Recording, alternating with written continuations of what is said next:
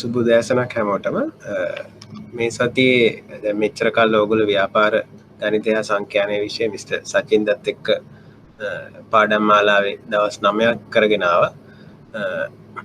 අද ඉඳලා මම තමයි ඉතුරු මේ විෂය මාලාවේ ඉතුරු ටික ඔයගොල්ලොත් එක්ක කරන්නේ. මගේ නම ගිහාන් හෙට්ටිආරච්චි. මම ගැන කිව්වොත් මමත් මිස්ටර් සචින්ද වගේම ශ්‍රී ලංකා මහා බැංකුවේ තමයි සේවය කරන්නේ. මමත් සහකාර අධ්‍යක්ෂවරයෙක් විදිහට සේවය කරන්නේ. ඔයගොල්ලන්ට මගේ වටපිටාව කිව්වොත් එහෙම මටත් ඉංජිනීරින් ඩිග්‍රී එකක් තියෙනවා ඉලෙක්ට්‍රොනික ඇන්ඩ් ටෙලිකමියුනිකේෂන් වලින් මොරටු විශ්වවිද්‍යාලේ. ඒ වගේම මම සිමාහා CFA කියන පාඨමාලා හදාarලා තියෙනවා. හරි. අපි දැන් පාඩමට යමු. ඔයගොල්ලන්ට ටියුට් එක හම්බෙලා නැත් තියන්නේ. ඒ වගේම ඔයගොල්ලන්ට ඇහෙන්නේ නැත්නම් මේ chat එකේ දාන්න ඇහෙන මොන හරි ප්‍රශ්නයක් තිබ්බොත් එහෙම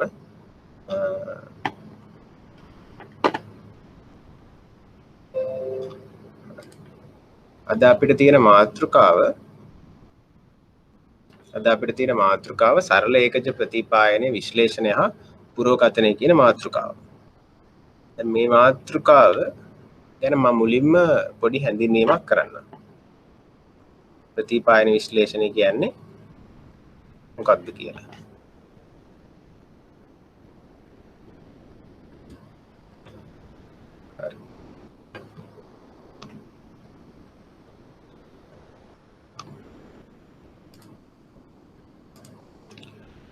දැන් බලන්න මුලින්ම ප්‍රතිපායන විශ්ලේෂණය කියන්නේ මොකක්ද කියලා හැඳින්වීමක් දීලා තියෙනවා. මේකේ තියෙනවා කිසියම් පරායත්ත විචල්‍යයක විචලතාව ස්වායත්ත විචල්‍ය එකක් හෝ කිහිපයක් ඇසුරින් පැහැදිලි කිරීම තමයි ප්‍රතිපායන විශ්ලේෂණයේ කාර්යභාරය කියලා.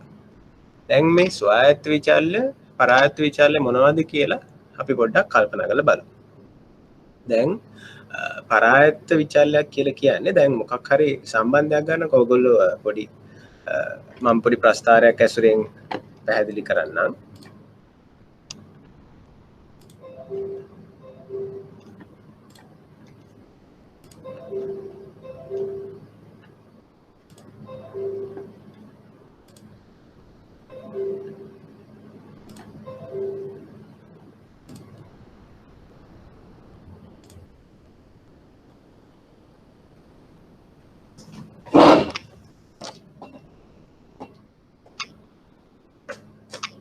ඔයගොල්ලෝ මේ වගේ ප්‍රස්තාර දැකලා තියන්නේ අක්ෂර එකක් තියෙන ප්‍රස්තාර x y කියන අක්ෂර එකක් තියෙන ප්‍රස්තාර ඔයගොල්ලෝ දැකලා තියෙන්නේ.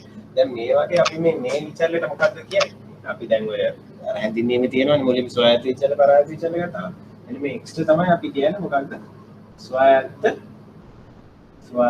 විචල්‍ය කියලා. එතන මෙයා y කියන්නේ පරායත්ත විචල්‍ය. මේ සම්බන්ධයක් තියෙනවා නම් මෙතන මේ ස්වායත්ත විචල්‍ය පරායත්ත විචල්‍ය කියලා මෙහෙම කියන්නේ හේතුව තමයි දැන් මේ ඉංග්‍රීසි වලින් කියනවා ස්වායත්ත විචල්‍ය ඉන්ඩිපෙන්ඩන්ට් වෙරියබල් කියලා. ඒ කියන්නේ මෙයා තමයි අපි වෙනස් කරන්නේ. දැන් උදාහරණයක් විදිහට කියන්නකො දැන් අපි පොඩි උදාහරණයක් ගමු. මේ අපි පොඩි භාණ්ඩයක් ගමුකෝ මොකක් හරි භාණ්ඩයක් සබන් වල තියෙන ඉල්ලුම. සබන්නේ අපි ගමුකෝ නිකන් කෑම જાතියක් බර්ගර්ස් වල තියෙන ඉල්ලුම. දැන් මේ බර්ගර්ස් වල තියෙන ඉල්ලුම රඳා පවතිනවනේ ඒක මිල අනුව. දැන් ගොඩාක් මිල නම් මිනිස්සු ගොඩක් බර්ගර්ස් ඉල්ලන්නේ නැහැනේ. මිල ටිකක් අඩු වුණොත් එහෙම බර්ගර්ස් වල ඉල්ලුම වැඩි වෙනවා. ඒතකොට දැන් මේ ස්වායත්ත විචල්‍ය කියලා කියන්නේ අර අපි වෙනස් කරන විචල්‍ය. ඒ කියන්නේ මොකද්ද? මේ උදාහරණේ දා මිල. ඒතර දැන් මිල අනුව බර්ගර්ස් වල ඉල්ලුම වෙනස් වෙනවා. ඒ කියන්නේ අපි දැන් කඩේනියා වෙනස් කරන්නේ මිල. ඒ මිල වෙනස් කරනකොට ඒ කියන්නේ ස්වායත්ත විචල්‍ය වෙන මිල වෙනස් කරනකොට පරායත්ත විචල්‍ය වෙන ඉල්ලුම මොකද වෙන්නේ? ඉල්ලුම ඒ අනුව වෙනස් වෙනවා. ඒ කියන්නේ මේ පරායත්ත විචල්‍ය කියන්නේ හැමතිස්සම ස්වායත්ත විචල්‍ය මත රඳා පවතින දෙයක්. දැන් අපි ස්වායත්ත විචල්‍ය පරායත්ත විචල්‍ය කියන මොකක්ද කියලා තේරුම් ගත්තනේ. දැන් එතකොට අපිට හැඳින්වීම දීලා තියෙනවා කිසියම් පරායත්ත විචල්‍යයක විචලතාව ස්වායත්ත විචල්‍ය එකක් හෝ කිහිපයක් ඇසුරින් පැහැදිලි කිරීම තමයි ප්‍රතිපායන විශ්ලේෂණයේ කාර්යභාරය කියලා කියන්නේ. ඒ කියන්නේ දැන් ප්‍රතිපායන විශ්ලේෂණයේදී කරන්නේ දැන් මේ ස්වායත්ත සමහර වෙලාවට දැන් මොකක් හරි සම්බන්ධයක් ඒ කියන්නේ ස්වායත්ත විචල්‍ය කිහිපයක් මත රඳා පවතින පුළුවන්. ඒ කියන්නේ දැන් අපේ උදාහරණෙ දැන් මම කිව්වේ මෙතන බර්ගර්ස් වල තියෙන ඉල්ලුම වෙනස් වෙන්නේ මිලානෝ විතරයි කියලානේ. එහෙම මිලානෝ විතරක් නෙමෙයි එක එක විචල්‍ය කිහිපයක් මත රඳා පවතින පුළුවන්. ඒතර මේ ඒ බර්ගර්ස් වලට ඉල්ලුම කියන පරායත්ත විචල්‍ය කිසියම් ස්වායත්ත විචල්‍ය කිහිපයක් අණුව රඳා පවතින ආකාරය අපි ඇනලයිස් කරන එක. කියන්නේ විශ්ලේෂණය කරන එක තමයි මේ ප්‍රතිපායන විශ්ලේෂණයේදී කරන්නේ. ඒ කියන්නේ දැන් මම මේකට උදාහරණයක්ම පාවිච්චි කරන්නම්. දැන් උදාහරණ අර උදාහරණෙම අපි පොඩ්ඩක් ඉස්සරහට ගෙනිච්චොත් එහෙම ඒ උදාහරණය පොඩ්ඩක් ගෙනිච්චොත් එහෙම දැන් අපි බලමු දැන් අපි භාණ්ඩය දැන් අපි බර්ගර්ස් තෝරගත්තේ. දැන් අපි බලමු බර්ගර්ස් වල තියෙන ඉල්ලුම අපි බලමු මොන වගේ සාධකමත් රඳා පවතීද කියලා. දැන් අනිවාර්යෙන් අපි දන්නවා මිලානු රඳා පවතිනවා නේද? දැන් මිල ගොඩක් වැඩි වුණොත් එහෙම ගොඩක් ඒ කියන්නේ ඉල්ලුම වැඩි වෙන්නේ නැහැ නේ කොහොමද? ඉල්ලුම අඩු වෙනවනේ. ඒතර මිලානු රඳා පවතිනවා. ඊට අමතරව තව මොනවා මත රඳා පවතී. ඊට පස්සේ පාරිභෝගික රුචිය අනුව බර්ගර්ස් වල තියෙන ඉල්ලුම රඳා පවතින්න පුළුවන්. දැන් බර්ගර්ස් වල තව නිකන් අපි ගමු නිකන් ආදේශන භාණ්ඩ ටිකක් දැන් කවුරු හරි හොඳ සබ්මැරින් එකක් කියනවා මේ කඩේට. එතකොට දැන් බර්ගර්ස් වල තියෙන ඉල්ලුම මොකද වෙන්නේ? එතකොට ඉල්ලුම අඩු වෙන්න පුළුවන් නේ. එතකොට ඒ වගේ අර ආහාරයට තියෙන රුචිකත්වය අඩු වැඩි වෙන්න පුළුවන් නේද? ආදේශන භාණ්ඩ අරම මේවා හින්දා. එතකොට ඒ කියන්නේ ආහාර වල තියෙන රුචිකත්වය අපේ මේ බර්ගර්ස් වල තියෙන ඉල්ලුමට බලපානවා. ඊට අමතරව දැන් හිතන්නකෝ දැන් පාරිභෝගික ආදායම. දැන් ඔයගොල්ලන්ට මේ කවුරු හරි දැන් හදිස්සියේ ටැග් එකක් දුන්නා. එතකොට දැන් ටැග් එකක් දුන්නාම මුදල් ටැග් එකක් දුන්නා කියලා හිතන්නකෝ. එතකොට අපේ ආදායම වැඩිවීමක් නෙවෙන්නේ. එතකොට ඔයගොල්ලන්ට හිතනවා යාළුවොත් එක්ක ගිහිල්ලා එළියට ගිහිල්ලා කන්න නේද? ඒ කියන්නේ ආදායම මතත් අපේ බර්ගර්ස් වල තියෙන ඉල්ලුම රඳා පවතිනවා නේද? එතකොට මේ වගේ දැන් බර්ගර්ස් වල තියෙන ඉල්ලුම බර්ගර්ස් වල තියෙන ඉල්ලුම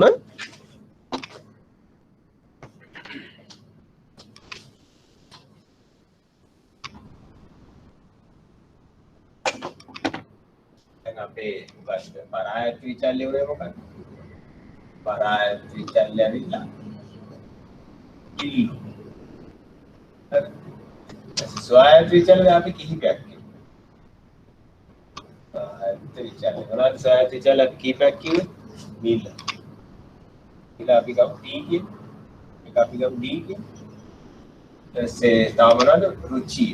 රුචිකත්වය. රුචිකත්වය. අපි ගමු Q කියන. ඊට අමතරව මොනවද? ආදාය. පාරිභෝගිකයාගේ ආදාය. පාරිභෝගිකයාගේ ආදාය. අයි කියලා ගමු. එතකොට දැන් මේ T කියන එක රඳා පවතින්නේ D කියන එක අපිට D කියන එක රඳා පවතින සාධක කීපයක් තියෙනවා. මොනවද? P අණුව වෙනස් වෙන්න පුළුවන්. Q අණුව වෙනස් වෙන්න පුළුවන්. I අණුව වෙනස් වෙන්න පුළුවන්. දැන් මේ F කියලා කියන්නේ මේ ෆන්ක්ෂන් කියන එක. කියන්නේ ශ්‍රිතයක් විදිහට දක්වන්න පුළුවන්. ඒ කියන්නේ P දැන් අපිට කියන්න බෑනේ P එකකින් වැඩිකොට D එකකින් වැඩි වෙනවා කියලා. P සමහර විට P වැඩි වෙනවා. අපි දන්නා නිකන් සාමාන්‍ය වෙනින් දන්නා D අඩු වෙනවානේ. එතකොට මොකක් හරි P ඉස්සරහා ඉලක්කමක් තියෙන පුළුවන්. P වර්ගය වගේ තියෙන පුළුවන්. ඒ වගේ P ගේ මොකක් හරි බලපෑමක් මේ D ට තියෙන පුළුවන්. ඒ වගේම රුචිකත්වයේ මොකක් හරි බලපෑමක් D ට තියෙන පුළුවන්. ඒ වගේම ආදායමෙත් ඒ කියන්නේ ආදායම වැඩි වෙන හැටි. ආදායම රුපියල් 100 වෙනවා කියලා ACM බර්ගර්ස් කන්නේ නැහැ අපි. ඒතර ඒ ආදායමෙත් කිසියම් ගුණිතයක්. ඒ කියන්නේ ඉස්සරහට මෙහෙම 2 3 ඍණ 1 ඒ වගේ මොකක් හරි ඉලක්කමක් තියෙන පුළුවන්. අන්න ඒ වගේ මෙන්න මේ විචල්්‍ය තුනේම සංකලනයකින් තමයි අපේ මේ බර්ගර්ස් වල තියෙන ඉල්ලුම කියන පරායත විචල්්‍ය තේරුම් මේ පරායත විචල්්‍ය තීරණය වෙන්නේ. දැන් එතකොට මෙන්න මේ පරායත විචල්්‍යෙට මේ ස්වායත්ත විචල්්‍යෙට කොච්චර බලපෑමක් තියෙනවද? ඒ කියන්නේ එකමුතුව මේ තුනේම සංකලනේ කොච්චර බලපෑමක් තියෙනවද කියන එක පැහැදිලි කරන එක විශ්ලේෂණය කරන එක තමයි අපි මොකද්ද ප්‍රතිපායන විශ්ලේෂණයේදී කරන්නේ. කියන්නේ සරලව කිව්වොත් එහෙම ප්‍රතිපායන විශ්ලේෂණය කියන්නේ මොකද්ද? පරායත්ත විචල්්‍ය. අපේ බර්ගර්ස් වල තියෙන ඉල්ලුම ස්වායත්ත විචල්්‍ය එකක් හෝ කිහිපයක්. දැන් මෙතන තමයි අපිට ස්වායත්ත විචල්්‍ය තුනක් තියෙනවා. අන්නේ ස්වායත්ත විචල්්‍ය තුන ඇසුරින් පැහැදිලි කිරීම තමයි ප්‍රතිපායන විශ්ලේෂණය කියලා කියන්නේ. දැන් ඊට පස්සේ මේ දෙවෙනි පේළියේ තියෙනවා කිසියම් ප්‍රතිචාර විචල්්‍ය එකකගේ විස්තරාත්මක විචල්්‍ය එකක් හෝ කිහිපයක් ඇසුරින් පුරෝකථනය කිරීම ප්‍රතිපායනය මගින් සිදු කළ හැකි කියලා. මේ කියන්නේ මොකද්ද? මේ කියන්නේ දැන් අපි මේ පරායත්ත විචල්්‍යයට කියන තව නමක් තමයි අපේ මොකද්ද? පරායත්ත විචල්්‍යයට අපි කියනවා ප්‍රතිචාර විචල්්‍ය කියලා. එතකොට ස්වායත්ත විචල්්‍යයට කියන විස්තරාත්මක විචල්්‍ය කියලා. දැන් අපේ උදාහරණෙදී අපේ ඉල්ලුම බර්ගර්ස් වල තියෙන ඉල්ලුම අපි පැහැදිලි කළේ මොන ඇසුරෙන්ද? මිල, රුචිකත්වය, ආදායම ඇසුරෙන්නේ. ඒතර මේ මිල, රුචිකත්වය, ආදායම අපි පාවිච්චි කරන්නේ මොකටද? අපේ පරායත්ත විචල්්‍ය විස්තර කරන්න නේද? කියන්නේ විස්තරාත්මක විචල්්‍ය කියලා කියන්නේ ඔය මොනවද? විස්තරාත්මක විචල්්‍ය කියන්නේ ස්වායත්ත විචල්්‍ය. ඒ කියන්නේ අර x කියලා සාමාන්‍යයෙන් අපි අර මුලින්ම මම නිකන් x y n දෙක x ඒවට තමයි අපි විස්තරාත්මක විචල්්‍ය කියලා කියන්නේ. මිල රුචිකත්වය වගේම ආදාය. ඊට පස්සේ ප්‍රතිචාර විචල්්‍ය කියන්නේ මොකද්ද? ප්‍රතිචාරයක් කියලා කියන්නේ කවුරු හරි මොනවා හරි කළාම අපි දක්වන රෙස්පොන්ස් එකනේ. ඉංග්‍රීසි වලින් කියන්නේ රෙස්පොන්ස් කියලා. මේක ප්‍රතිචාර විචල්්‍ය කියන්නේ රෙස්පොන්ස් වේරියබල් එක. ඒ කියන්නේ මොකක්ද? අර මිල රුචිකත්වය ආදායම වෙනස් කරනකොට ඒකට ප්‍රතිචාරය වෙන ඉල්ලුම කොහොමද වෙනස් වෙන්නේ කියන එක. කියන්නේ ප්‍රතිචාර විචල්්‍ය අපිට පුළුවන් විස්තරාත්මක විචල්්‍ය එකක් කිහිපයක් ඇසුරින් පැහැදිලි කරලා ඉවර වෙලා දැන් මේවයි බලපෑම අපිට මෙච්චරයි කියලා හොයාගත්තට පස්සේ ප්‍රතිපායන විශ්ලේෂණය අපිට මොකද්ද කරන්න පුළුවන්? අපිට අර විස්තරාත්මක විචල්්‍ය වෙනස් වෙනකොට අපිට පුරෝකථනය කරන්න පුළුවන්. කියන්නේ අපිට ප්‍රෙඩික්ට් කරන්න, ෆෝකාස්ට් කරන්න පුළුවන්. දැන් මිල රුපියල් 100කින් වැඩි වුණොත් එහෙනම් ඉල්ලුම කොච්චරකින් වැඩි වෙයිද කියලා අපිට දැන් කියන්නේ දැන් අපි විශ්ලේෂණය කරලා මේකේ බලපෑම හොයාගන්නවනේ. හොයාගත්තට පස්සේ අපිට කියන්න පුළුවන් මිල කිසියම් ප්‍රමාණයකින් වැඩි වුණාම අපේ ඉල්ලුම කොච්චර ප්‍රමාණයකින් වැඩි වේද? ආදායම කොච්චර ප්‍රමාණයකින් අඩු වුණොත් එහෙම අපේ ඉල්ලුම කොච්චර ප්‍රමාණයකින් අඩු වේද කියලා අපිට පුරෝකථනය කරන්න පුළුවන්. මේක තමයි ප්‍රතිපායන විශ්ලේෂණයේ ප්‍රයෝජනය. ප්‍රතිපායන විශ්ලේෂණය කරන්නේ මොකක්ද? අර අපේ විස්තරාත්මක විචල්්‍ය කිහිපයක් ඇසුරින් ප්‍රතිචාර විචල්්‍ය පැහැදිලි කරන්න උත්සාහ කරනවා. ඒ කියන්නේ අපි සම්බන්ධයක් ගොඩනගනවා. ඊට පස්සේ ප්‍රයෝජනය මොකක්ද? අපි මේ විස්තරාත්මක විචල්්‍ය වෙනස් වෙනකොට ප්‍රතිචාර විචල්්‍යට මොකක් වේද කියලා අපි පුරෝකථනය කරනවා. තමයි ප්‍රයෝජනය. ඔයගොල්ලන්ට මොන හරි ප්‍රශ්න තියෙනවා නම් මේ chat එකේ දාන්න. මම ඒතර උත්තර දෙන්නම්. දැනට මේ කිව්ව ටික පැහැදිලි නේද? ඉස්සරහට කරගෙන යනකොටත් පැහැදිලි මේ උදාහරණ එහෙම ඇසුරෙන්.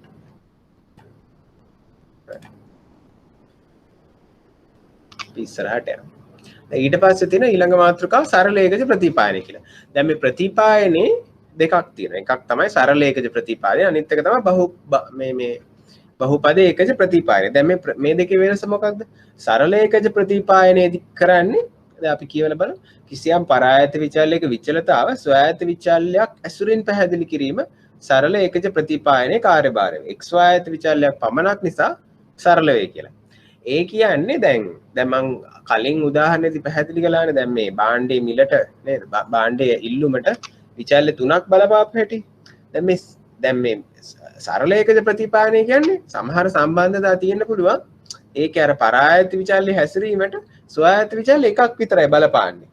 මොනවද උදාහරණ? දැන් බලන්න දැන් උදාහරණයක් අපි ගමුකෝ. දැන්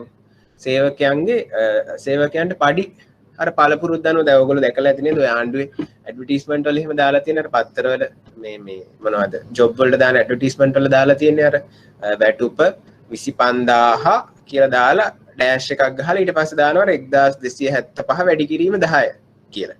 ඒ කියන්නේ අර පළවෙනි අවුරුද්දේ වැටුප දෙන්නේ 25000යි ආරම්භක වැටුප. ඊට පස්සේ හැම අවුරුද්දෙම අවුරුදු 10ක් යනකම් කීයද? අර 1275 ගානේ වැඩි වෙනවා. ඒ කියන්නේ මොකක් අනුවද මේ වැටුප වැඩි වෙන්නේ? ඒ කියන්නේ පළපුරුද්ද අවුරුද්ද ගානේ වැඩි වෙන්න වැටුපට මොකද වෙන්නේ? වැටුප අර 1275 ගානේ වැඩි වෙනවා. කියන්නේ දැන් මේ වැටුපට වෙන මොකක්වත් බලපාන්නේ නැහැ. කියන්නේ දැන් සමහර රැකියා තියෙනවා නේද? ඒ කියන්නේ ඒකට මේ දැන් රාජ්‍ය අංශෙත් තියෙනවා, පෞද්ගලික අංශෙත් තියෙනවා. ගොඩක් රැකියාවල දැන් මොනවද මේ performance එක, ඒ කියන්නේ තමන් වැඩ කරන විදිය අනුව හම්බෙන රෑන්කින් එක අනුව පඩි අඩු වැඩි වෙනවා. ඒත් සමහර රැකියා තියෙනවා මේ එහෙම performance එකකට වඩා මොකක්ද අර පළපුරුද්ද අනුව රේඛීයව අවුරුද්දෙන් අවුරුද්ද අර ඉන්ක්‍රිමන්ට් එක තමයි හම්බෙන්නේ. ඒ කියන්නේ අවුරුද්දෙන් අවුරුද්ද පඩිය වැඩි වෙන ප්‍රමාණය ඉන්ක්‍රිමන්ට් එක ඒක නියතයි. ඒතකොට ඒකට බලපාන පළපුරුද්ද විතරයි නේ. දැන් එතකොට එතන පරායත විචල්්‍ය කීයක් තියෙනවද? පරායත විචල්්‍ය කොහොමද එකයිනේ. පරායත විචල්්‍ය කියන්නේ පඩිය. හැබැයි ස්වායත්ත විචල්්‍ය තියෙනෙත් එකයි. මොකද්ද? පළපුරුද්ද. ඒ කියන්නේ තමන් ඒ රැකියාවේ සේවය කරන වසර ගාන. ඒ කියන්නේ වසර 1 2 අනුව තමයි 1 2 3 විදිහට වැඩි වෙනකොට අර පඩිය රේඛීයව අරකට සාපේක්ෂව වැඩි වෙනවා. ඒ කියන්නේ එතනදී අපේ කිසියම් වසර ගානකට පස්සේ සේවකයාගේ පඩිය කියන පරායත්ත විචල්්‍ය කියන්නේ ප්‍රතිචාර විචල්්‍ය වෙච්ච පරායත්ත විචල්්‍ය අපිට පැහැදිලි කරන්න එක ස්වායත්ත විචල්්‍ය ඕනේ. මොකක්ද? සේවකයා වසර කීයක් සේවය කළාද? ඒ කියන්නේ සේවකයාගේ පළපුරුද්ද. එච්චරයි අවශ්‍ය වෙන්නේ. දැන් මේ වගේ ප්‍රතිපායන වලට අපි කියන සරල ඒකජ ප්‍රතිපායන කියලා. මේ සරල කියන වචනේ ගණිතයේදී පාවිච්චි වෙන ගොඩක් වෙලාවට මේ එකක් කියන එකට. ඔය විචල්්‍ය කිහිපයක් තියෙන්න පුළුවන් මොකක් හරි ගණිත කොටසක විචල්්‍ය එකේ කෑල්ල අධ්‍යයනය කරනකොට අපි ගොඩක් වෙලාවට මේ සරල කියන වචනේ පාවිච්චි කරන. කියන්නේ සරල කොහොමද විචල්‍ය එකක් දෙනකොට සරලයි. සරල ඒකජ ප්‍රතිපායනය කියන්නේ මොකද කියලා අවුරු හරුවොත් එහෙම කියන්නේ අර කෑල්ලම තමයි කියන්නේ පරායත අර කෑල්ලම කියනවා හැබැයි අපි කියන්න ඕනේ එක විචල්‍යයක් පමණයි මෙතෙන්දී තියෙන්නේ කියලා. කියන්නේ කිසියම් පරායත විචල්‍යයක විචලතාව ස්වායත්ත විචල්‍යයක් ඇසුරින් විචල්‍යයක් එකක් ඇසුරින් පැහැදිලි කිරීම තමයි සරල ඒකජ ප්‍රතිපායනයේදී විශ්ලේෂණය වෙන්නේ. හරිද? දැන් මේ කිසියම් පරායත විචල්‍යයක විචලතාව කියලා තියෙනවානේ. කියන්නේ මේ පරායත විචල්‍ය මේ y නේ සාමාන්‍ය පරායත විචල්‍ය අපි මේ හඳුනන පාවිච්චි කරන්නේ ඉංග්‍රීසි අකුර. ඒ කියන්නේ දැන් මේ අපේ උදාහරණ දෙන සේවකයාගේ පඩිය. සේවකයාගේ පඩියේ විචලතාව අර විචල්‍යක විචලතාව කියලා තියෙන්නේ. ඒ කියන්නේ සේවකයාගේ පඩියේ විචලතාව පඩිය කොහොමද වෙනස් වෙන්නේ කියන එක පැහැදිලි කරන එක තමයි මේ ප්‍රතිපායන විශ්ලේෂණය කරන්නේ. ඊට පස්සේ ඒකට අපිට දීලා තියෙනවා මූලික ආකෘතියක්.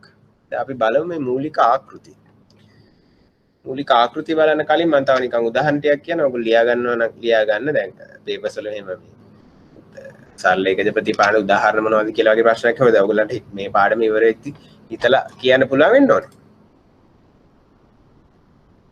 හරි මේකේ තිබ්බේ මම අර කිව්ව ලයින් එක තිබ්බේ. සරල ඒකජ ප්‍රතිපාදනය කියන්නේ මොකක්ද කියලා හැඳින්වීම තිබ්බේ. ඒ කියන්නේ එක ස්වායත්ත විචල්‍යයක් ඇසුරෙන් පරායත විචල්‍ය පැහැදිලි කිරීම තමයි සරල ඒකජ ප්‍රතිපාදනය කියලා කියන්නේ. දැන් මේ කිව්වට එක තේරුණා නේද? තේරුණ නැතිව තිබ්බොත් දාන්න. තව උදාහරණ කීපයක් අපි බලමුකෝ.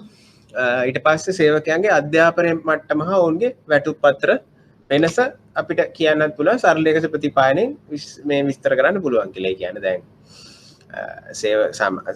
කෙලිම අර එක එක ශ්‍රේණි වලට බඳවා ගන්න අර ඉල්ලන්නේ A level පාස් වෙන කිල්ල O level පාස් වෙන කිල්ල. ඊට පස්සේ කැම්පස් එකේ ඩිග්‍රී එකක් තියෙන ඩිග්‍රී එකක් ඉල්ලනවා ක්වොලිෆිකේෂන් එක විදිහට. ඒතර කෙලින්ම දැන් ඒ මත පඩිය තීරණය වෙනවනේ. පඩිය ලෙවල් එක තීරණය වෙනවනේ. ඒතර ඒ කෙලින්ම අධ්‍යාපන මට්ටම කියන එක විචල්‍යයක් විතරයි ඒ වෙලාවේදී පඩියට බලපාන. ඒතර ඒකත් අපිට සරල ඒකජ ප්‍රතිපායනයෙන් පැහැදිලි කරන්න පුළුවන්. ඊට අමතරව මොනවද තව තියෙන්නේ? අපිට තව උදාහරණයක් කියන්න පුළුවන්. දැන් වාහනවල නඩත්තු මේ වාහනවල වයසයි නඩත්තු පිරිවැය අතර සම්බන්ධ පොඩ්ඩක් කල්පනා කරන්න. දැන් නඩත්තු වියදම අර වාහනේ වයස යන මොකද වෙන්නේ? නඩත්තු වියදම වැඩි වෙනව නේද? දැන් හිතන්නකෝ ඔයගොල්ලෝ ගත්තා කියලා Toyota Corolla කාර් එකක් ගත්තා කියලා හිතන්නකෝ. දැන් මේ Corolla කාර් එක අවුරුද්දෙන් අවුරුද්ද පරණ මොකද වෙන්නේ? පොඩි කෑලි ගැඩෙන්න පුළුවන්. ඊට පස්සේ සර්විස් කරන්න වෙන මේ ෆ්‍රීකවෙන්සි එක කියන්නේ කොච්චර ඉක්මනට සර්විස් කරන්න වෙනවද කියන එක මේ අඩු වෙලා ඉවරලා වැඩිපුර වියදම් යන්න පුළුවන්. ඒ කියන්නේ වාහනේ වයස වැඩි වෙන මොකද වෙන්නේ? එයාගේ මේන්ටෙනන්ස් කොස්ට් එක කියන්නේ මේ නඩත්තු වියදම මොකද වෙන්නේ? වැඩි වෙනවා. ඒකට ඒ කියන්නේ වාහනේ වයස කියන වාහනේ වයස කියන ස්වායත්ත විචල්‍ය එකක් මත පදනම්ම වාහනේ නඩත්තු වියදම කියන පරායත්ත විචල්‍ය වෙනස් වෙනවා. ඒකට ඒකත් අපිට සරල ඒකජ ප්‍රතිපායන විශ්ලේෂණයකින් පැහැදිලි කරන්න පුළුවන් වෙනවා. හරි. දැන් අපි බලමු මේ ආකෘතිය මොකක්ද කියලා. හරි.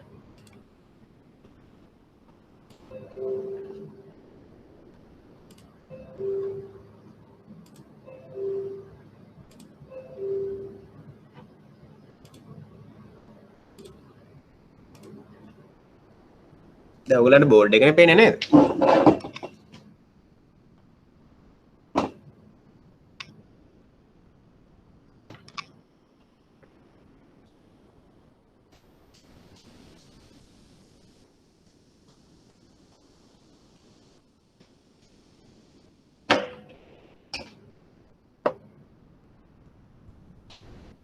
මේ ස්ලයිඩ් එකේ තියෙන එක මම බෝඩ් එකේ ලියන ෆයිල් සමානයි ඇල්ෆා දාලා බීටා x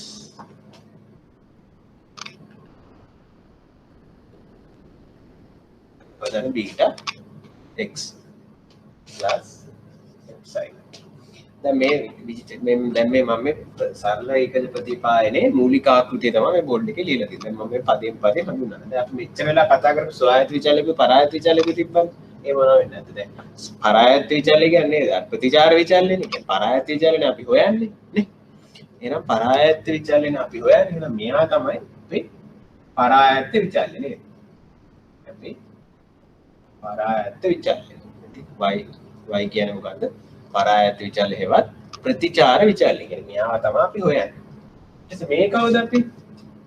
මේ ඇවිල්ලා ස්වායත්ත විචල්‍ය. ස්වායත්ත විචල්‍ය හේවත් කවුද? විස්තරාත්මක විචල්‍ය. මෙයා ඇසුරෙන් තමයි අපි මෙයාව පැහැදිලි කරන්න හදන්නේ. ඊට අමතරව මේ ඉන්නේ මේ කෙනෙක් කවුද මේ ඇල්ෆා බීටා එහෙම ඉන්නේ. දැන් මම කලිනුත් කිව්වනේ අර බර්ගර්ස් වල මේ බර්ගර්ස් වල ඉල්ලුම අවස්ථාවේදී දැන් ඒකට අපිට මිල බලපෑව ආදායම් බලපෑව කියලා මම කිව්වනේ අර මිල 100කින් කියන්නේ ආදායම් රුපියල් 100කින් වැඩි වෙනවා කියලා ඒ 100න් බර්ගර්ස් කන්නේ නැහැ නේ අපි. ඒතර අර ඒ මිල කියන්නේ කිලිම y x අතර x එකේ වැඩි වෙනවා y එකේ වැඩි වෙනවා මෙහෙම y සමාන x කියලා සම්බන්ධයක් නෙන්නේ. මෙහෙම සම්බන්ධයක් නෙමෙයිනේ අපිට ප්‍රායෝගිකව ඇත්ත ලෝකෙ ඉන්නේ. එතකොට මේ y ඉස්සරහට තව කෑලි එන්න පුළුවන්. ඒතර මේ කෑලි ටික තමයි මේ තියෙන්නේ. දැන් මේ ප්‍රතිපායන විශ්ලේෂණය කරන්නේ අතර මොකද්ද? දැන් අපි දන්නවා නම් මේ ස්වායත්ත විචල්‍ය මත මේ පරායත්ත විචල්‍ය වෙනස් වෙනවා කියලා කියන්නේ මිල මත ඉල්ලුම වෙනස් වෙනවා කියලා දන්නවා නම් එහෙම එතකොට අපිට මේ ඇල්ෆා බීටා මේ කෑලි හොයන්න ඕනේ නැත්නම් නිකම්ම ලියන්න පුළුවන් මේ ඉල්ලුම සමානයි මිල කියලා. දැන් එහෙම ලියන්න බෑනේ අපිට. ඒතර මේ ඉල්ලුමට මිලේ කවර සාධකයක් බලපායිද කියන ඒවා තමයි මේ ඇල්ෆා බීටා කියලා අපි මේ හොයන්නේ. ඒව තමයි අපි ප්‍රතිපායන විශ්ලේෂණය කරන්නේ. ඇත්තට ප්‍රතිපායන විශ්ලේෂණය හොයන්නේ මෙන්න මේ සංගුණක මොනවද කියලා. ඒ කියන්නේ ඉස්සරහට මේ බීටා කැලලක් එනවා. මේ බීටා හොයන එක තමයි අපි ප්‍රතිපායන විශ්ලේෂණය කරන්නේ. ඊට පස්සේ දැන් මේ බීටාට අමතරව තව පදයක් තියෙනවා මේ ඇල්ෆා කියලා. මේ ඇල්ෆා බීටා කියන්නේ මොනවද? මේවා තමයි අපි ප්‍රතිපායන විශ්ලේෂණය මගින් නිගමනය කරන්න ඕනේ පරාමිති. ඒතර මේ පරාමිතින් වල බලපෑම කිව්වොත් එහෙම දැන් ඒ කියන්නේ දැන් අපිට මේ සරලව වෙන්න මේකේ ආකෘතියක් ගොඩනගන්න පුළුවන්. අපේ පරායත්ත විචල්‍ය. උදාහරණයක් විදිහට ඉල්ලුම බලපාරව මිල වරක් මොකක් හරි සංගුණකයක් දාන තව මොකක් හරි සංගුණකයක් කියලා. මොකද දැන් කරන්නේ නේද සරල y සමාන mx දාන c ප්‍රස්තාරනේ. මේ y මෙහෙම ඉන්නවා මෙහෙම ඉන්නවා. මෙයා මේ y සමාන mx දාන c කියලා අපි ලියන්නේ නේ. y සමාන mx දාන c කියලා ලියන්නේ. දැන් මේ c නේ මේ y අක්ෂය කපන දැන් මේ c වෙනුවට තමයි මෙතන මේ ඇල්ෆා ඉන්නේ. දැන් ඇල්ෆා අපි හොයන්න ඕනේ. ඊට මේ m කියන්නේ මෙයාගේ මේ වැයුමනේ. මේ බීටා කියලා තියෙන මෙයා. මේ බීටාවත් අපි හොයන්න ඕනේ. ඒවා තමයි අපි ප්‍රතිපායන විශ්ලේෂණය මගින් නිගමනය කරන්න පරාමිති. ඊට අමතරව මෙන්න මේ එප්සයිලන් කියලා එකක් ඉන්නවා. මෙයා කවුද? මෙයාට අපි කියනවා වැරදි පදේ කියලා. ඒ කියන්නේ දැන් x y අතර ඒ කියන්නේ x y අතර දැන් හරියටම දැන් මෙහිම සරලව මේ ඇල්ෆා ධන බීටා x කියන සම්බන්ධයෙන් හරියටම y අපිට පුරෝකථනය කරන්න පුළුවන් නම් මේ වැරදි පදයක් එන්නේ නැහැ. එද ඇත්තට අපි මොකක් හරි එවුවොත් එහෙම දැන් අපිට මේ ප්‍රතිපායන විශ්ලේෂණ සංගුණක හොයලා ඉවරලා හරියටම කරන්න පුළුවන් නේද? ඒ කියන්නේ දැන් හිතන්නකෝ දැන් එහෙම දැන් x දැන් මේ හිතන්නකෝ එහෙම x අගයන් කීපයක් තියෙනවා කියලා. පොඩි දෙනවා. y අගයන් කීපයක් තියෙනවා කියලා. දැන් සමහර වෙලාවට දැන් මේ පළවෙනි එක මෙහෙම ඉන්නවා. ඊට පස්සේ දෙවෙනි එක කියන ඇත්ත ලෝකේ ප්‍රායෝගිකව ගත්තොත් එහෙම දැන් ඊළඟට අපි මේ උදාහරණ ගමුකෝ මිලයි මේ මොකක්ද ඉල්ලුම අතර සම්බන්ධ කියලා. දැන් මිලයි ඉල්ලුම අතර සම්බන්ධ ඍණ සම්බන්ධනේ අපි ඊට වඩා ලේසි එකක් ගමුකෝ. අපි ගමුකෝ වාහනේ නඩත්තු වියදම ඊපස්සේ මේ ඇවිල්ලා වාහනේ වයස. ගත්තොත් එහෙම දැන් නඩත්තු වියදම මෙතෙන්දි මේ වගේ තරයක් ඉන්න පුළුවන්. ඊපස්සේ දෙවෙනි අවුරුද්දේ නඩත්තු වියදම දැන් අපි හිතන විදිහට එහෙම රේඛීයව දැන් මේ වගේ ආයි දෙගුණයක් වෙන්නේ වයස දෙකක් වුණා කියලා. ටක් නිකන් එහෙම අඩු වෙනවා. ඊට පස්සේ තුන්වෙනි අවුරුද්දේ නඩත්තු වියදම එහෙම හිතනට වඩා ටිකක් වැඩි වෙන්න පුළුවන්. ඒතර දැන් මේ ගානට මේ සරල රේඛාවක් ඉන්නේ නැහැ නෙමෙයි. ගානට සරල රේඛාවක් ඉන්නේ නැහැ. ඒතර අපිට මේ ගානට සරල රේඛාවක් කරනවා මේ ඇල්ෆා ධන බීටා x එකෙන් පුරෝගතනය කරන්න පුළුවන් හරියටම දෙවෙනි අවුරුද්දේ මෙච්චරයි තුන්වෙනි අවුරුද්දේ මෙච්චරයි කියලා. හැබැයි දැන් අපේ ලක්ෂණ එක එක තැන් වල තියෙනවා.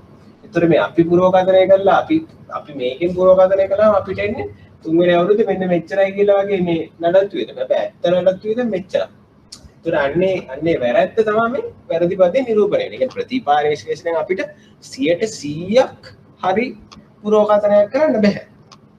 අපිට සාධාරණ වැරදි පදයක් පිළිගත හැකි වැරදි පදයකුත් අපිට දාන්න ඕනේ. ඒකයි කියන්නේ හැම නිගමනයේදී නිගමන කියන්නේ මේ පළවෙනි අවුරුද්ද දෙවෙනි අවුරුද්ද තුන්වෙනි අවුරුද්ද වගේ මේ හැම අවුරුද්දෙම අපිට හරියට 100% හරිම එක අපේ මේ ආකෘතියෙන් මේ අපේ මේ ප්‍රතිපායන රේඛාවේ ආකෘතියෙන් අපිට පුරෝකථනය කරන්න බෑ. ඒකට මේ වැරද්ද අන්නේ සිදුවෙන වැරද්ද මේ ආකෘතිය ඇතුළත් කරන්න තමයි මේ එප්සයිලන් කියන වැරදි පදය ඇතුළත් කරලා තියෙන්නේ. එතකොට අපේ ආකෘතිය අපිට කියන්න පුළුවන් කොහොමද? පරායත විචල්‍ය අපිට විස්තර කරන්න පුළුවන් ප්‍රතිපායන විශ්ලේෂණයෙන් අපි හොයන මෙන්න මේ ඇල්ෆා කියන පරාමිතිය දාන ඊටා වතාවක් ස්වායත්ත විචල්‍ය දාන මේකට අමතරව අපි එකතු කරනවා අපේ වැරදි පදේ. වැරදි පදේ දාන හරි ඕන එකක් වෙන්න පුළුවන්. සමහරවිට අපි වැඩි පුරෝගතනය කරලා තිබ්බොත් එහෙම ඒ කියන්නේ 70ගේ 7යි නම් 70ගේ 7යි අපි පුරෝගතනය කරපු වගේ 8යි නම් එතකොට වැරදි පදේ ඍණ වෙනවා. ඒ වගේ එහාට මෙහාට වෙනවා. දැන් ගණන් කරනකොට තේරෙයි ඔයගොල්ලන්ට.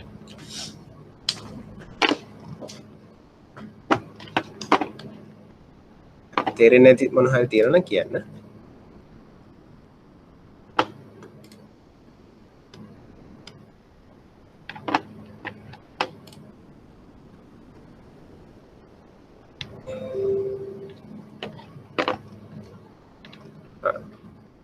ඊපස් මේ සම්බන්ධතා කිහිපයක් දීලා තියෙනවා මේක දැන් මේ ඔයගොල්ලන්ට උදාහරණ කිහිපයක් දීලා තියෙනවා. දැන් බලන්න මේ සම්බන්ධතා කිහිපයක් දීලා තියෙනවා. ඒ කියන්නේ දැන් අර මම කලින් අවස්ථාවේ විස්තර කළානේ දැන් අර දැන් අපේ මේ ප්‍රස්ථාර අඳිද්දි දැන් ඔය උස හා බර අතර තියෙන සම්බන්ධය මොකක්ද?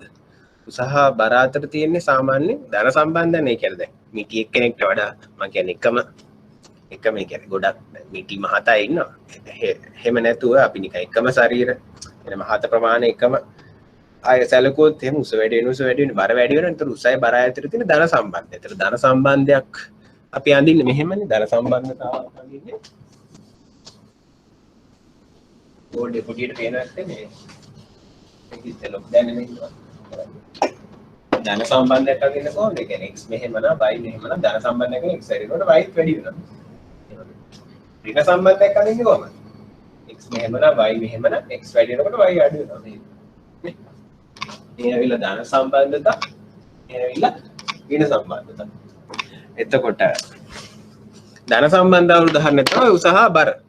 ඒ කියන්නේ මේ උස හා බර ඒ කියන්නේ බර උස වැඩි වෙනකොට බර වැඩි වෙනවා. ඊට පස්සේ පොලි අනුපාතික කොටස් මිල අතර සම්බන්ධතාවය ඍණ සම්බන්ධයක්.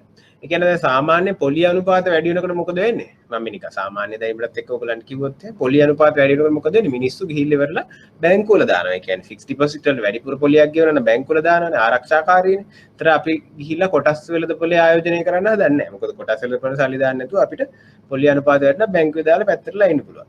එතකොට කොටස් වලද පොලේට තියෙන ඉල්ලුම අඩු වෙනවානේ. එතකොට කොටස් බිල බහිනවා. ඒ කියන්නේ පොලි අනුපාතික වැඩි වෙනකොට කොටස් බිල අඩු වෙනවා. ඒ කියන්නේ මේ බෝඩ් එකේ ලියුව මම මේ ලියුව දෙවෙනි ආකාරය. ඍණ සම්බන්ධය තමයි දෙන්න අතර තියෙන්නේ. ඊට පස්සේ ඍජු විදේශ ආයෝජන හා ආර්ථික වර්ධනය අතර ධන සම්බන්ධය. ඒතර ඔයගොල්ලෝ නිවුස් වල ඉතර අහන්න ලැබෙනවා ඇතිනේ. ඔය මේ විදේශ ආයෝජන වෙනකොට මොකද වෙන්නේ? විදේශ ආයෝජන වෙනකොට හැමෝම කැමතිනේ. ඒයි විදේශ ආයෝජන වෙනකොට ආර්ථිකය දියුණු වෙන වේගය කියන්නේ ආර්ථික වර්ධන වේගය වැඩි වෙනවා. ඊට අමතරව ඊළඟට දීලා තියෙනවා දලදේශීය නිෂ්පාදිත වර්ධන වේගය රැකියා වියුක්තිය අතර ඍණ සම්බන්ධතාවක් තියෙනවා කියලා. ඒ රැකියා වියුක්තිය කියන්නේ කොච්චර දෙනෙක්ට රැකියා නැද්ද කියලා. රැකියා නැහැ කියන්නේ ආර්ථිකය හොඳයිද? නෑනේ නේද? ආර්ථිකය ඒ කියන්නේ ආර්ථිකය හොඳට වර්ධනය වෙනකොට රැකියා වියුක්තිය මොකද වෙන්නේ? අඩු වෙනවනේ. ඒ කියන්නේ රැකියා වියුක්තිය කියන්නේ රැකියා නැති පිරිසනේ. රැකියා නැති පිරිස අඩු වෙන්න ඕන ආර්ථිකය වැඩි වෙනකොට. ඒ කියන්නේ x කියන්නේ ආර්ථිකේ වර්ධනය කියලා හිතන්න. එතකොට x වැඩි වෙනකොට ආර්ථික වර්ධනය වැඩි වෙනකොට රැකියා නැති පිරිස වියුක්තිය මොකද වෙන්නේ? අඩු වෙනවනේ. ඒ කියන්නේ ආයෙත් පාරක් අපිට එනවා ඍණ සම්බන්ධතාවයක් නේ.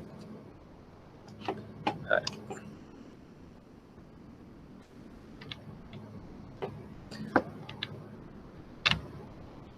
ඊට පස්සේ අපිට තියෙනවා දැන් මේ ප්‍රතිපායන විශ්ලේෂණ දැන් අපි කිව්වනේ මේ මොනවද පරාමිතින් අපි හොයන්න ඕනේ කියලා. හරි. ඒ පරාමිතින් හොයන කැලල තමයි ඊළඟට තියෙන්නේ. මේ හොයන්න අපිට එක එක ක්‍රම භාවිතා කරන්න පුළුවන්. ඔයගොල්ලෝ දැන් මේ පාඩමෙන් පස්සේ පොඩ්ඩක් ඉන්ටර්නෙට් එකේ සර්ච් කරලා බැලුවොත් එම් ප්‍රතිපායන විශ්ලේෂණයෙන් මේ ඇල්ෆා බීටා හොයන්න එක එක ක්‍රම තියෙන්න පුළුවන්. මේ ක්‍රම වලින් ප්‍රසිද්ධ හා සරල ක්‍රමයක් තමයි සාමාන්‍ය අඩුතම වර්ග ක්‍රමය කියලා කියන්නේ. දැන් අපි මේ සාමාන්‍ය අඩුතම වර්ග ක්‍රමය මොකක්ද කියන එක ඉගෙන ගන්න බලමු. හරි. මේ ස්ලයිඩ් එක පේනවද ඔයගලන්ට නේ?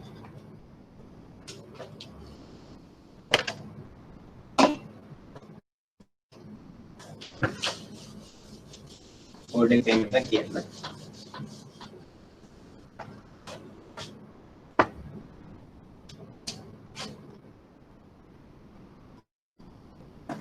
අපි අර වගේ ප්‍රස්ථාරයක් ඇතුළේ බලමු.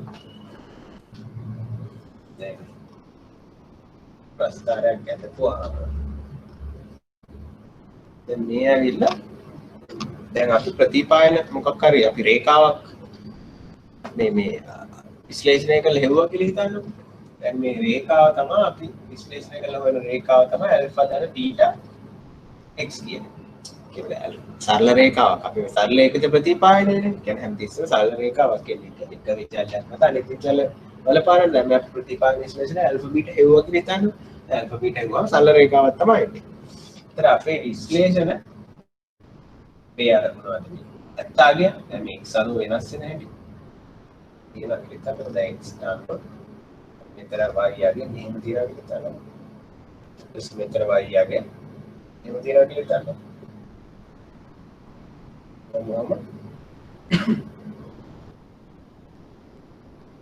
මොනවද තියෙනවා.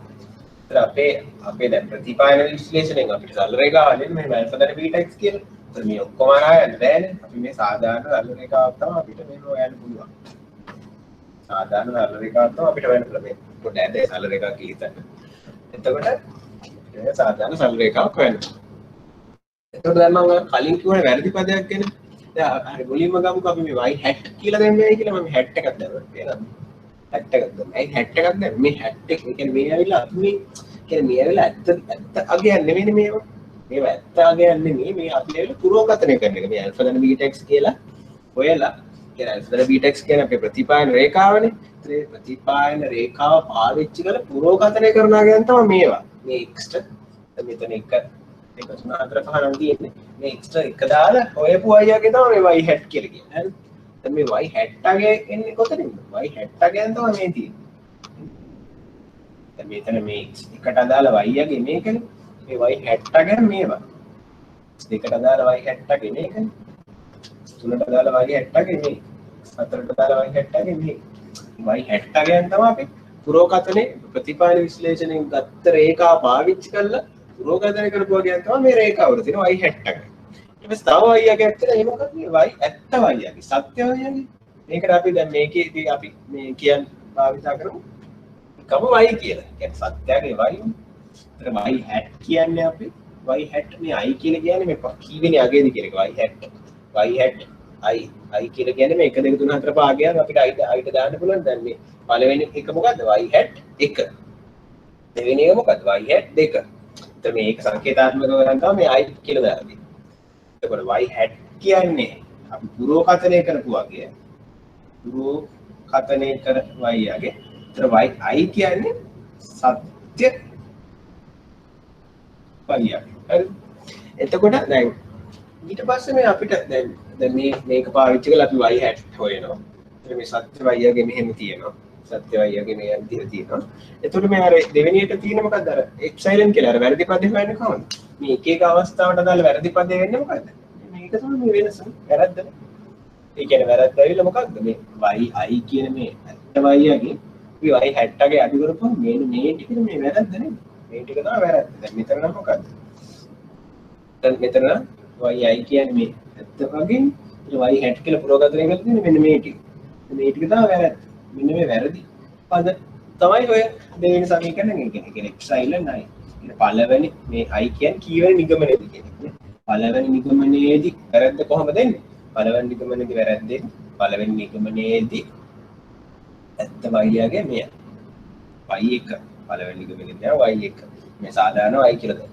පළවෙනි නිගමනයේ සත්‍යයේ අපි අඩු කරන්න ඕනේ අපි පුරෝකථනය කරපු y hat එක. hat y hat 1 පළවෙනි මෙතන මේ පළවෙනි තැන මම මෙහෙම ලියන්නම්කෝ පළවෙනි කොහොමද වෙන්නේ අපි එප්සයිලන් 1 පළවෙනි නිගමනයේ වැරද්ද කොහොමද වෙන්නේ අපි y 1 සත්‍ය y යගේ y 1 මෙයා අපි අඩු කරනවා කියන්නේ y hat 1 මෙයා ලියන්නේ කොහොමද දෙවෙනි නිගමනයේ වැරද්ද සයිලන් 2 කොහොමද ලියන්නේ සත්‍ය y යගේ y2 y2 ගෙන් අඩු කරන්න ඕනේ අපි මේකෙන් අපි පුරෝකථනය කරපු වගේ y hat එක ඒක තමයි සාධාරණ එක ඒක දින අපිට හොයන්න පුළුවන් හරි දැන් එතකොට ඔයගලන්ට අවබෝධයක් තියෙනවා දැන් ඔයගලන්ට අවබෝධයක් තියෙනවා මොනවද වැරදි පද කියලා නේද? දැන් බලන්නකො දැන් මේක අපි කරපු ස්ලයිඩ් එකනේ නේ. කරපු ස්ලයිඩ් එකේ අපි මේ ප්‍රස්ථාරය ඇතුලේ මේ වැරදි පද ටික අපි පෙන්නුවා. දැන් ඊට පස්සේ ඊළඟ ස්ලයිඩ් එක බලන්නකො. දැන් මේකේ මෙන්න මේ වර්ග කළ වැරදි අගයන්ගේ ඓක්‍ය කියලා සංකල්පයක් දෙන ඒක ගොඩනගා ගන්න ඕනේ. හරිද? දැන් ඒක ගොඩනගා ගන්න හැටි මම ඔයගොල්ලන්ට එක්ස්ප්ලেইন කරන්නම් දැන්.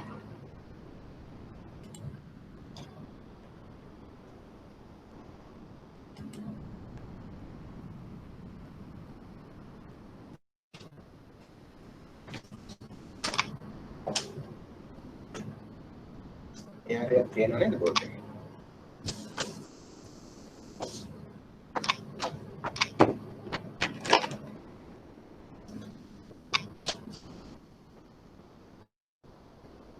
දැන් අපිට ඇවිල්ලා දැන් මේ රේඛාව අඳින ක්‍රමේනේ මේ ප්‍රතිපායන රේඛාව තමයි ඇදලා තියෙන්නේ. අපි පුරෝගතනය කරන රේඛාවනේ.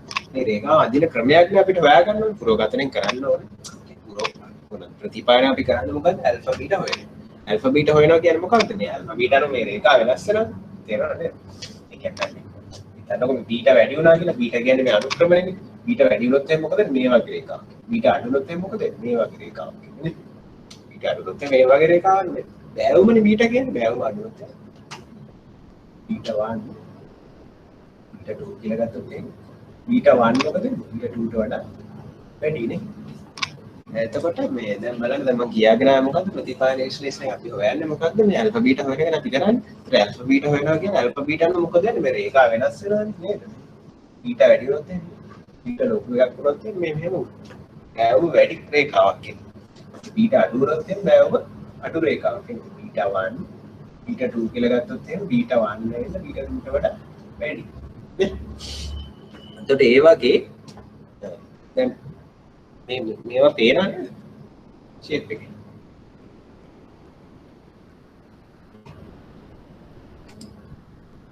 තේරුම් ගන්න පුළුවන් තරමට පේනවද මලින්ද? මේ ලියපු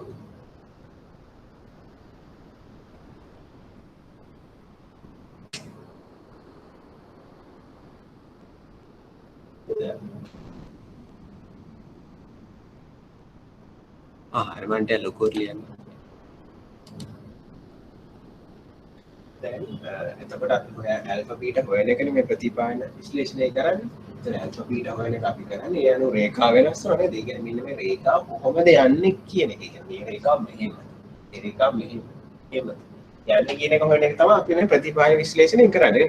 එතන මේ රේඛාව අඳින්න හොඳම ක්‍රමය.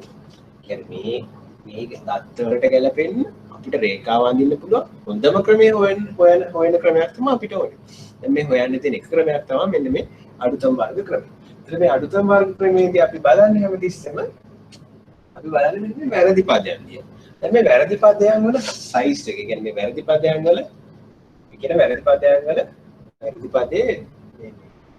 වැරදි පදේ කොච්චර කියන්නේ වැරදි පදේ විශාලත්වය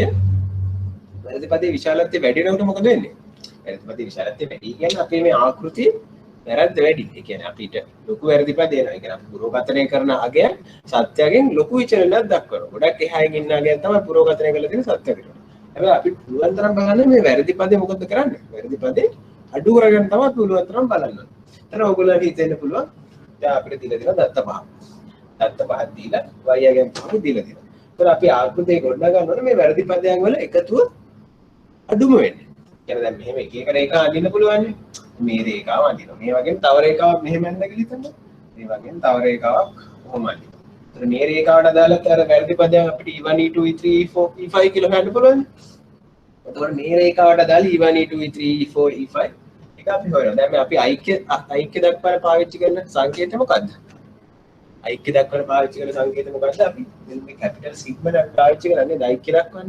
මෙන්න මේ අපි ගමුකෝ දැන් මේ රේඛාවට අදාළ වැරදි පදයන් වල ඓක්‍ය අපි ගමු සිග්මා එප්සයිලන් i කියන්නේ. එතකොට දැන් මේ සිග්මා එප්සයිලන් i කියලා කියන්නේ වැරදි එප්සයිලන් i කියලා කියන්නේ i වලින් හඳුනන 1 2 3 4 5 කියලා මේ සිග්මා එප්සයිලන් i වල තේරුම මොකද්ද? වැරදි පදේ ඔක්කොම එකතු කරන්න කියන එක. සිග්මා වලින් කියන්නේ එකතු කරන්න කියන ගණිත කර්මයනේ. ඒතර එප්සයිලන් i කියලා කියන්නේ එප්සයිලන් 1 2 3 4 5 එකතු ගන්න කියලා තමයි මේ කියන්නේ. හරිද? එතකොට දැන් මේ රේඛාවට දාලා එප්සයිලන් i වල එකතුවත් අපි ගන්නවා. මේ රේඛාවට දාලා එප්සයිලන් i වල එකතුවත් අපි ගන්නවා. ඔහොම අරගෙන වැරදි පදවල එකතු අඩුම වෙන රේඛාව වෙන්න නැතිනම් හොඳම රේඛාව කියලා ඔයගලන්ට හිතෙන්න පුළුවන් නේ. හැබැයි දැන් පොඩි අවුලක් වෙන මේ එප්සයිලන් i විතරක් ගන්න එක. මොකක්ද අවුල එප්සයිලන් i විතරක් ගන්න එක පොඩි අවුල. දැන් මේ බලන්න මේ විතර මේ පළවෙනි වැරදි පදේනේ. අපේ නිල් පාට රේඛාවට දාලා පළවෙනි වැරදි පදේ මොන පදයක්ද?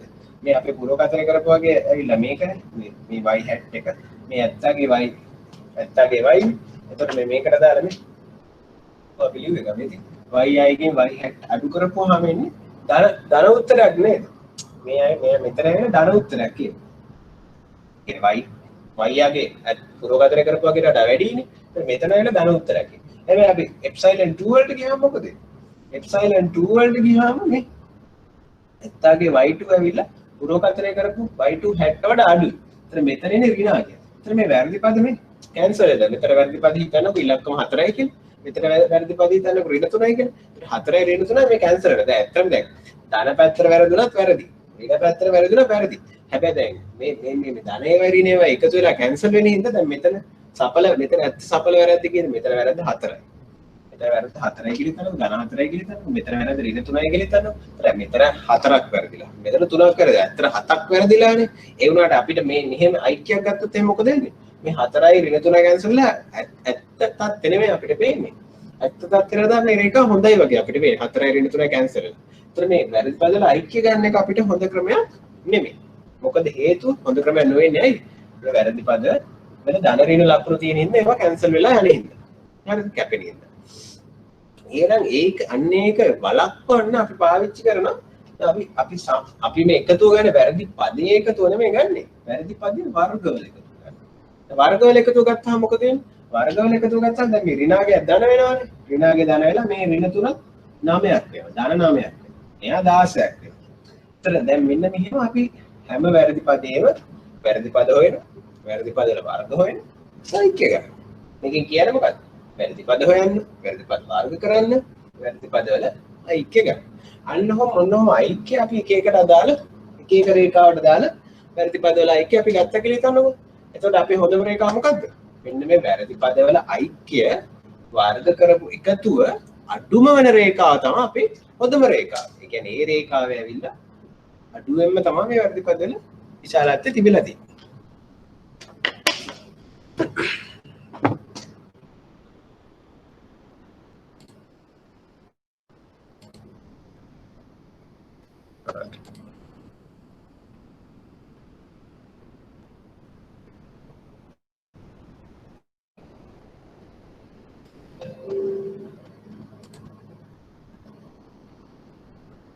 ස්ලයිඩ් එක පේනවන්නේ. එතකොට දැන් මේ බලන්න මේ වර්ග කළ වැරදි ආකයන්ගේ ඓක්‍ය. අර ඉංග්‍රීසි අකුරු තුනක් තියෙන SST කියලා. ඒ කියන්නේ නිකන් වැරදි. ඕකට කියන්නේ ඉංග්‍රීසි නමේ කෙටි අකුරු තුන. sums of standard errors කියන එක තමයි ඔය. sums of squared errors. squared කියන්නේ වර්ග කරපු එකනේ. ඒතර ඔයගොල්ලෝ දැන් Google එකේ මේක වැඩිදුර පොඩ්ඩක් සර්ච් කරලා හොයන්න ගියොත් එහෙම sums of squared errors කියලා කියන්නේ වර්ග කළ වැරදි ආකයන්ගේ ඓක්‍ය. ඒක අපිට දක්වන්න පුළුවන් සිග්මා i සමාන 1 ඉඳලා n දක්වා. කියන්නේ අර මං පැහැදිලි කළා වගේ අර එප්සයිලන් 1 2 3 වැරදි පද වල ඓක්‍ය ගන්න කියලා කියන i සමාන 1 ඉඳලා n දක්වා එකතු ගන්න කියලා කියන්නේ. කියන්නේ දත්ත කීයක් අපිට තියෙනවද? ඒ හැම දත්තේටම අදාළ වැරදි පද වල ඓක්‍ය ගන්න කියලා මේ කියන්නේ. ඒතර අන්නේ වැරදි පද වල ඓක්‍ය ගන්න කියන එක තමයි වැරදි පද වල ඓක්‍යයෙන් කියවෙන්නේ. ඒතර ඒක ප්‍රසාරණය කරලා කියන්නේ එක්ස්පෑන්ඩ් කරලා දීලා දෙනවා ඊළඟට සිග්මා i සමානයි 1 ඉඳලා n දක්වා මේ වැරදි පදයක් කියලා කියන්නේ මොකක්ද? අර මං කිව්වේ වැරදි පදයක් අපි හොයන්නේ කොහමද? දැන් මම පියවර තුනක් කිව්වත් වැරදි පද හොයන්න. වැරදි පද හොයන්නේ කොහොමද? අර yi ගෙන් y hat එක අඩු කරලා. ඒ කියන්නේ yi කියන්නේ සත්‍ය y යගේ. y hat කියන්නේ මොකක්ද? පුරෝකථනය කරපු y යගේ. එතන මෙන්න මේ වෙනසෙන් තමයි වැරදි පද හොයන්නේ. වැරදි පද හොයන්නේ එක ඊට පස්සේ ඒවා වර්ග කරන්නේ. yi ඉරන y hat එක වර්ග කරලා තින්නේ එක. ඊට පස්සේ තුන්වෙනි එක මොකද්ද? ඔය එළියේ තියෙන සිග්මා එක. තුන්වෙනි පියවර කියන්නේ ඒවා එකතුව ගන්න. ඔය පොඩි සමීකරණයෙන් අන්නේ පියවර තුන තමයි කියෙන්නේ. y වැරදි පදේ හොයන්න y ඉරන right y hat ඒවා වර්ග කරන්න. ඒවා ඓක්‍ය ගන්න. දැන් මේ ප්‍රතිපායන රේඛාව, ඒ කියන්නේ අපි ප්‍රතිපායනය කරන රේඛාව කියන්නේ මෙන්න මේ වර්ග කළ වැරදි අගයන්ගේ ඓක්‍ය අවම වන පරිදි විසුරුම් සටහන හරහා අඳින්න ලබන රේඛාව. මේ විසුරුම් සටහන කියලා කියන්නේ මොකක්ද? නේද? මේ කලින් ඔයගොල්ලෝ මේ ඉගෙන ගත්ත පාඩම්වල මිස්ටර් සචින්ද කියලා දෙන්නේ නැද්ද නේද? විසුරුම් සටහන් කියන්නේ මොකක්ද කියලා? විසුරුම් සටහන් කියන්නේ අර x අනුව y අගය x අගය x අනුව y අගය වෙනස් වෙන එක කියන්නේ දැන්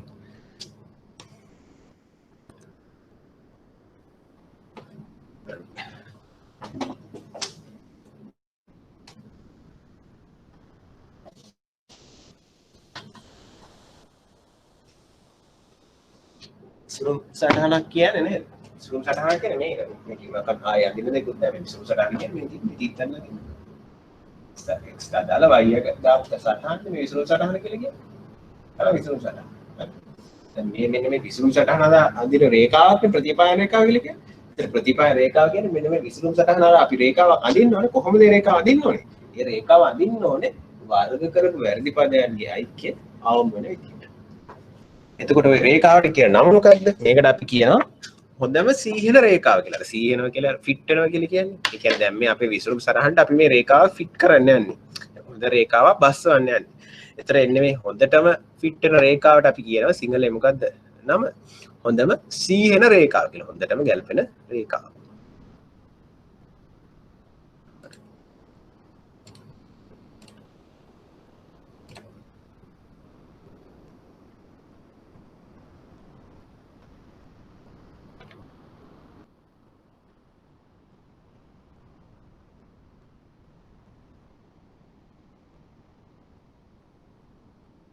දැන් මේ බෑවුම් සංගණකයයි අන්තක්ඛණ්ඩයයි මේ නිර්මාණය කරන්න සමීකරණ දීලා තියෙන ඊළඟ ස්ලයිඩ් එකේ.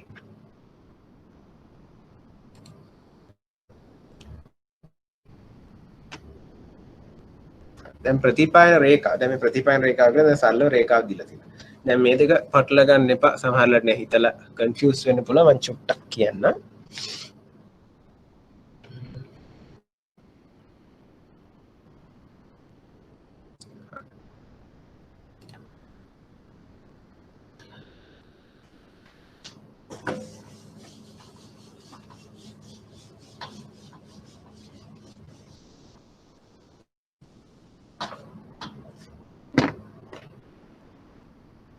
දැන් අපි අර ප්‍රතිපායනට ආකෘතියක් ලියමු මතකද? ප්‍රතිපායනට ආකෘතියක් ලියමු y hat කියලා. y hat ආයේ කොහොමද? දැන් ඊළඟට x දැන් error epsilon. වැරදි පදයකුත් තියෙනවා. ඊට ප්‍රතිපායන රේඛාව ලියන්නේ කොහොමද කවුරු හරි මොකක්ද ලියන්නේ? ප්‍රතිපායන රේඛාව කියන්නේ මේක විතරයි. y hat සමාන alpha ධන beta x. ප්‍රතිපායන රේඛාවට වෙන ආයි 아무තුම් මේක ඇල්ලක් ඕනේ. රේඛාවනේ අපි අඳින්නේ. තහම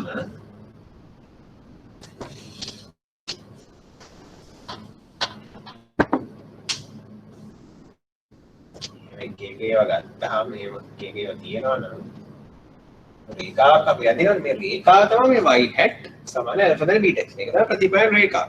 මේ ආකෘතිය කියන්නේ ප්‍රතිපායන රේඛාවෙන් එන ආගයට මේ අදාළ තැන්වල එප්සයිලොත් එකතු කරන්න කියලා. ප්‍රතිපායන ආකෘතිය මේක, ප්‍රතිපායන රේඛාව මේක. හරි. දැන් ප්‍රතිපායන රේඛාවේ ඇල්ෆා බීටා හොයන්න සමීකරණ ටිකක් තමයි ඔයගොල්ලන්ට ඊළඟ ස්ලයිඩ් එකේ බලන්න.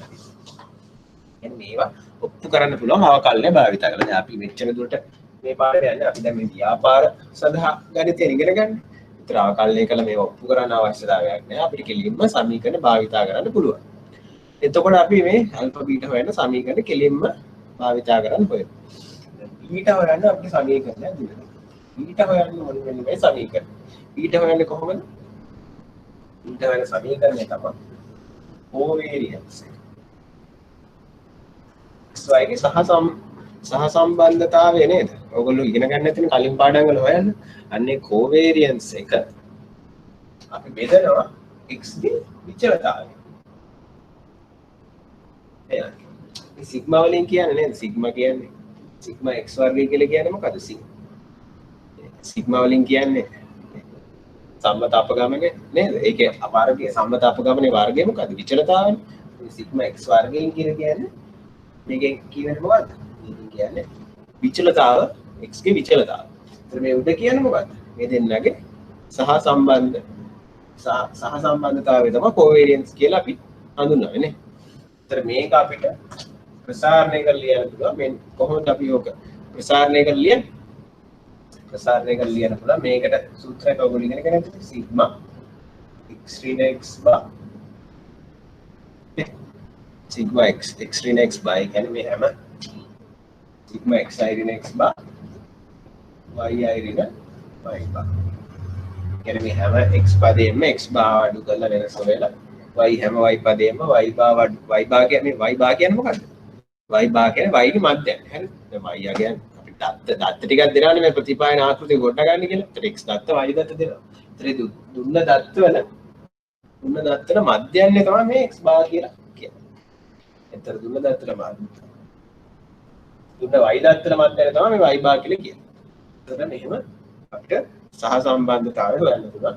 sigma x1 xi ඍණ x bar yi ඍණ y bar වලින් අපිට මේ කොවේරියන්ස් එක හොයන්න පුළුවන්. ඉතින් යට පෙන්නේ මොකද්ද? sigma i ඍණ x bar ගේ වර්ගය. කියන්නේ xi ගෙන් හැම x පදේම අරගෙන xi ඍණ x bar කියනවා හැම x පදේම ගන්න. ඒ හැම x පදේම x bar අඩු කරන්න. මධ්‍යයන්නේ අඩු කරන්න. එන්නේ අඩු කරපු පද දෙක එකතු කරන්න. එන්නේ අඩු කරපු පද වර්ග කරන්න. කියලා හිතන්නකො xi පදයක් තිබ්බා කියලා 3 කියලා. x bar මධ්‍යයන 2යි කියලා එතකොට 3ෙන් 2 අඩු කරලා 1 ගන්න. ඊට එක වර්ග කරනවා. ඒ වර්ගෙත් එකමනේ. ඊට අන්නේ වර්ග පද එකතු කරන්න. මේක තමයි මේ ගණිත කර්මෙන් කියන්නේ.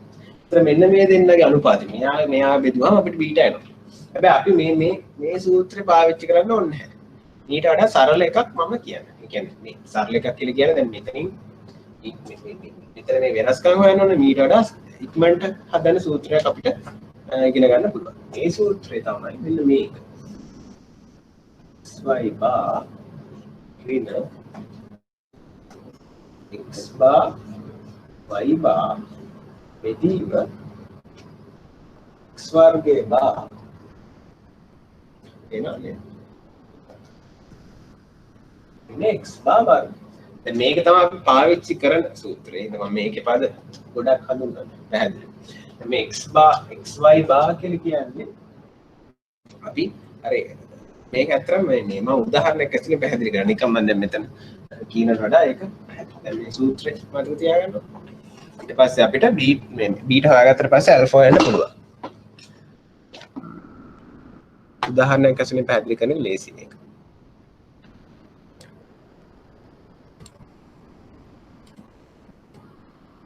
මේ සූත්‍රය තමයි මම දැන් මේ බෝඩ් එකේ ලියුවේ. දැන් අපි යමු මේ ස්ලයිඩ් එකක් විතර පහු කරලා මෙන්න මේ ස්ලයිඩ් එකට. උදාහරණයක් තියෙන ස්ලයිඩ් එකක් තියෙනවා නේද? ඒකට යන්න.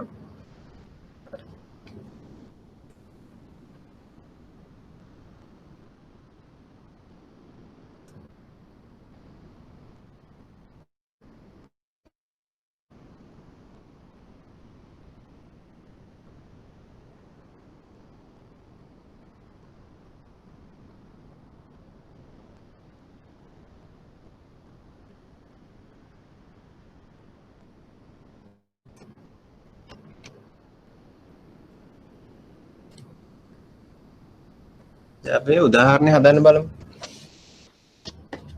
ඒක ඕනනේ මම පැහැදිලි වෙලා පැහැදිලි කරපු 30 කොටස් ටික තේරෙයි. ගාන එච්චර මෙහෙම උට අමාරුවක් නැහැ. තීරේ සමහරට ඔයගොල්ලන්ට කලින් අහලා පුරුදු නැති හින්දා පොඩ්ඩක් නේ ආගන්තුකයි වගේ දැනනවා. දැන් මේක අපිට මේ දත්ත ටිකක් දීලා තියෙනවා. දත්ත ටික ඔයගොල්ලන්ට තියෙන ඉතින් මම පොඩියට ලියන්නම්. ඒ කියන්නේ ඔයගොල්ලෝ ස්ලයිඩ් එක තියෙනවා. ටිකක් දීලා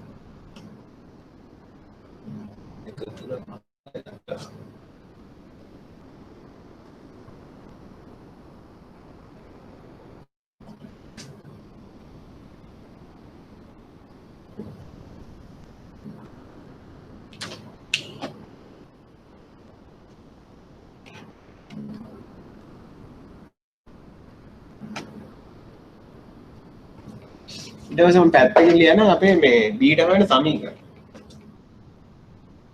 මොකද අපි බීටා වෙන සමීකරණ? y bar y ගේ bar x bar y bar ඉතින් වර්ගය බා x බා වර්ගය. දැන් ඔන්න අපිට දත්ත ටිකක් දීලා දෙන්න මේ x මේ x කියන දේ දෙකට දාලා අගේ y යගේ 6යි. x 3ට දාලා y යගේ 5යි. x 5ට දාලා y යගේ 7යි. මොකද මේ දත්ත ටිකක් දීලා දෙන්න. දැන් ඔන්න මේ ඔයගලන්ට එකයි ඉඳලාක මේක පිට ලකුණු කරලා බලන්න පුළුවන්. ප්‍රස්තාව කරලා වගේ ලකුණු කරලා බලන්න. එතකොට මේ එහෙම එක එක තැන්වල විසිරිච්ච දත්ත ටිකක් එක එක තැන්වල විසිරිච්ච දත්ත ටිකක් එක. හරි. දැන් එක එක තැන්වල විසිරිච්ච මෙහෙම දත්තරයක් මම ආයි මේක ඇඳලා පැහැදිලි කරන්න බෑ මොකද අර මම කලින් උදාහරණයකදී මේක පැහැදිලි කළා මෙහෙම වැරදි පද වලට කොහොමද ඒ ටික පැහැදිලි කළා ඒතරේ සංකල්ප පොදුවට ඒකෙන් ගන්න මේකේ අපි මේ බීටා හොයන්න කොහොමද කියන එක පැහැදිලි කරනවා ඊට බීටා හොයන්න මෙන්න මේක හොයන්න ඕනේ xy බා හොයන්න ඕනේ x බා y බා හොයන්න ඕනේ මේ පද ටික හොයන්න ඕනේ දැන් අපි එන බලමු xy බා කියන්නේ මොකක්ද මේ කියන්නේ x y ගේ වැඩි කරලා y ගේ වැඩි කරලා යාගේ මධ්‍යයන ගන්න. මේ බා වල තේරුම මධ්‍යයන ගන්න කියන එකනේ. x y ගෙන් වැඩි කරලා මධ්‍යයන ගන්න නම් අපි හොයන්න ඕනේ තව මේකට අපි මෙන්න මෙහෙම තීරුව ඇඩ් කරගත්තා නම් හරි. මේ x තීරුව තියෙනවා. y තීරුව තියෙනවා. අපි තව තීරුවක් ඇඩ් කරගමු. x y තීරුව කියනවා. මොකද x y තීරුවක් ඇඩ් කරගන්න මොකද අපිට x y ගේ මධ්‍යයන හොයන්න වෙනවා. ඒක තමයි අපි x y තීරුව ඇඩ් කරගන්නේ. ඉතින් x y තීරුවක් ඇඩ් කරගත්තාම මේ x y ගෙන් ගුණ කරලා ඒක ලියන්න තියෙනවා. 2ෙන් වැඩි කරාම 12. 3 5ෙන් වැඩි කරාම 15. 5ෙන් වැඩි කරාම 35. 6 8ෙන් වැඩි කරාම 48. 8 12 වැඩි කරාම කීයද? 12 වැඩි කරාම 96. 19 වැඩි කරාම 99. දැන් ඊට පස්සේ අපි xy පද හෙව්වා. ඊට පස්සේ දැන් xy ගේ බා හොයන්න ඕනේ අපිට නේද? xy ගේ බා කියන්නේ මොකක්ද? xy ගේ මධ්‍යයයි. දැන් xy ගේ බා වෙන්නේ අපි පැත්තකින් කියනවා මලෙනි ගානේ xy ගේ බා වෙන්නේ මොකක්ද? xy ගේ බා වෙන්නේ අපි එකතු කරන්න ඕනේ සිග්මා xy. xy පද කොහොම ටික එකතු කරලා මොකද කරන්න ඕනේ? n ගෙන් බෙදන්න ඕනේ. පද ගානේ බෙදන්න.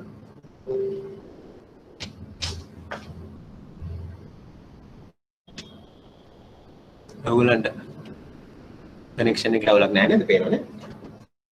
පේනත් කියන්නේ. දැන් අපි මොකද කරන්නේ? xy ගේ බාව. xy ගේ බාව කරන්න මොකද? xy පද ගන්න ඕනේ, ගුණිතයක් ගන්න ඕනේ. ඒවා එකතු කරන්න ඕනේ. එකතු කරලා පද ගානෙන් බෙදන්න ඕනේ. xy පද දෙක එකතු කළාම කීයක් වෙනවද මේ? ගොඩක් තිරින්ද මං එයාගෙන ආවා. මම ඔයාගෙන ඇවිල්ලා නැහැ.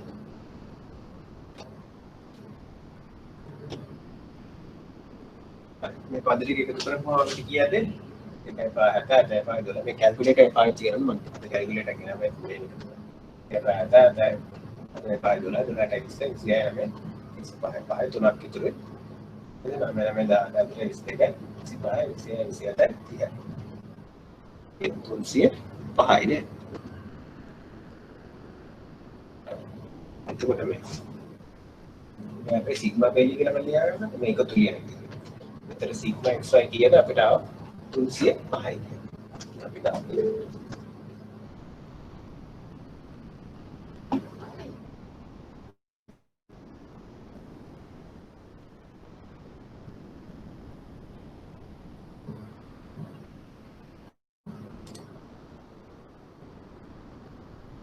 ඔයගොල්ලෝ උත්තර හොයලා මට කලින් මම දාන්න මේ chat එකේ මම බලන්න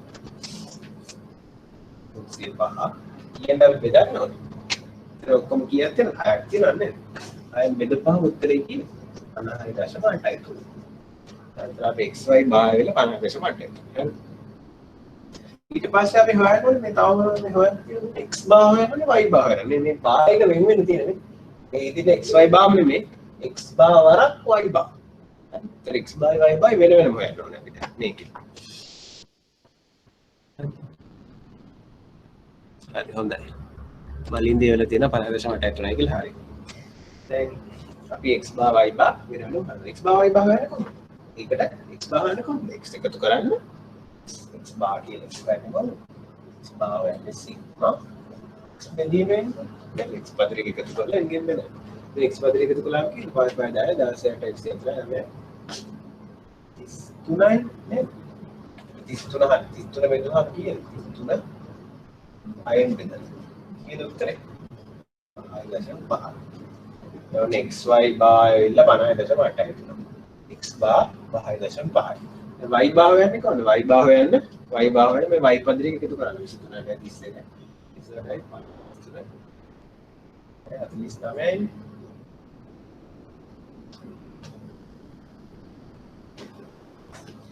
39යි. එතකොට y bar වෙන්නේ කීයද?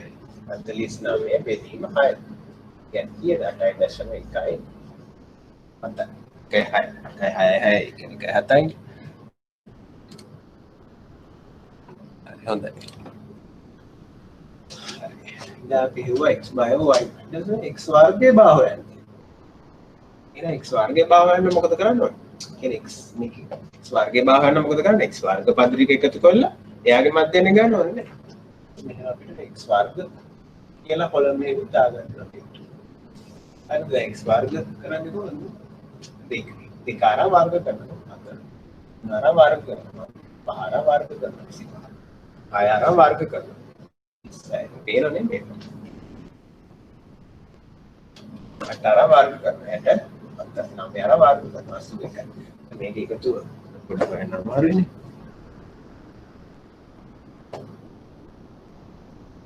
ඉතින් වෙන්නේ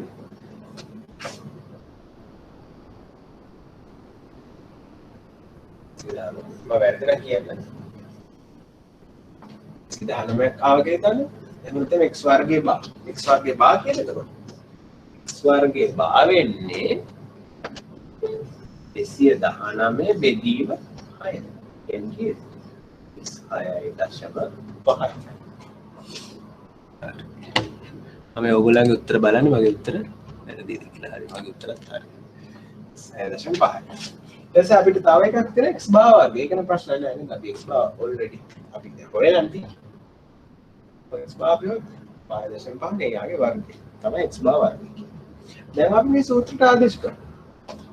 ඊට වෙන මෙතන ලියන්න. ඊට වෙන කීයද? xy බා. කොහොම අපි xy බා 5.8යි. දැන් x බා y බා. කොහොම x බා 5.5යි y බා 8.1යි. බෙදන්න x වර්ගයේ බා. x වර්ගයේ බා කීයද? x 6.5යි. x බා වර්ගය. කොහොම x බා. x බා වල 5.5යි. 5.5 වර්ගය කීයද?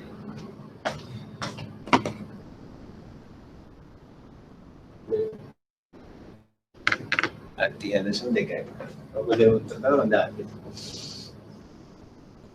අපිට බීටට උත්තරයක් එනවා. ඊයි කියලා දෙන්නේ බීටට උත්තරේ.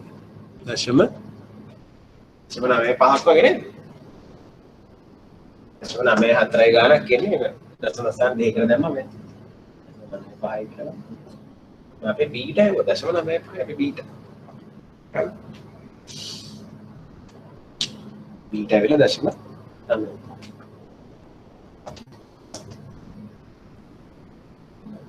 දැන් බීට හොයලා තියෙනවා. දැන් මම මේ වගුව මකන්න ඇල්ෆා වෙනවා. දශම 9.5 ගන්න නේද ඔක්කොම? පළවෙනි දාවද? කො අනිත් අය උත්තර දාන්නේ නැහැ. හරි. දිලීක දාලා තියෙනවා. හරි. දශම 9.5. හරි. මොකද දාන්නේ? දැන් බීට එක දශම 9.5 ඉඳන් ඉවරයි. ඊට පස්සේ අපි ඇල්ෆාටත් සමීකරණ කරන කලින් ස්ලයිඩ් එකේ තිබ්බා මම මෙතන ලියලාම ගන්නවා. දැන් අපි y කොහොමද?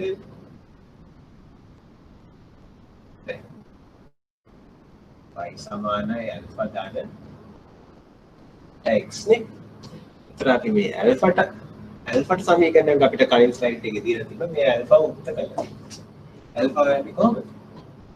y bar වින බීටා x bar කියන්නේ අපිට මේ කියන්නේ එක y x ගණන් ගන්න කියලා සාධාරණව හොයන ගන්න පුළුවන් වගේ මොකද සාධාරණ හොයන ගන්න පුළුවන් වගේ අපිට මැදයන් නේද නේද එතන අපිට මේ සමීකරණ ඇල්ෆාට කියලා දෙන්නේ y bar කින් අඩු කරලා බීටා වලක් x bar කියලා. එහෙනම් අපි හොයනවා ඇල්ෆා. y bar කීයද? y bar මම දැක්වන්නේ අනේ මෙතන හොයලා තියෙනවා 8.1යි. එතකොට බීටා කීයද අපිට දශම 5 කියලා ගමු. x bar කීයද අපි x bar 5.0 යන ඇල්ෆාට කීයද උත්තර එන්නේ ඇල්ෆාගේ උත්තර නම අරගෙන ඇවිල්ලා නැහැ කොට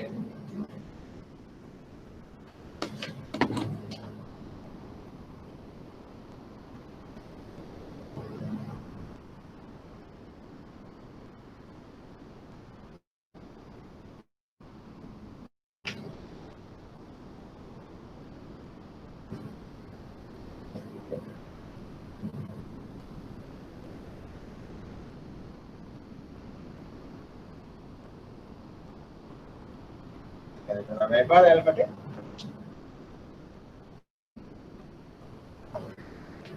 ये दो ग्लैंड अल्फा उत्तर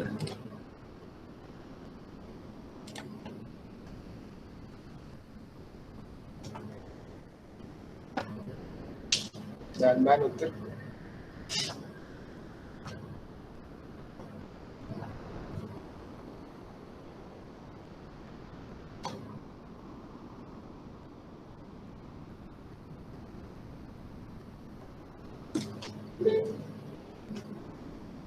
देखा ऐसा ना मैं अतरे का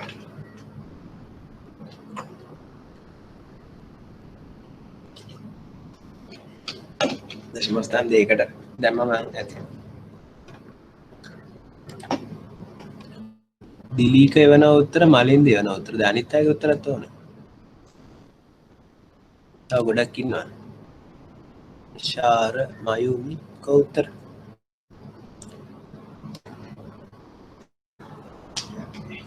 දැන් අපි ඇල්ෆාව බීටා වෙන ප්‍රතිපයන් රේඛාව ලියන්නේ ප්‍රතිපයන් රේඛාව y hat so y hat තමයි ප්‍රතිපයන් රේඛාව y hat සමානයි කියන 1.95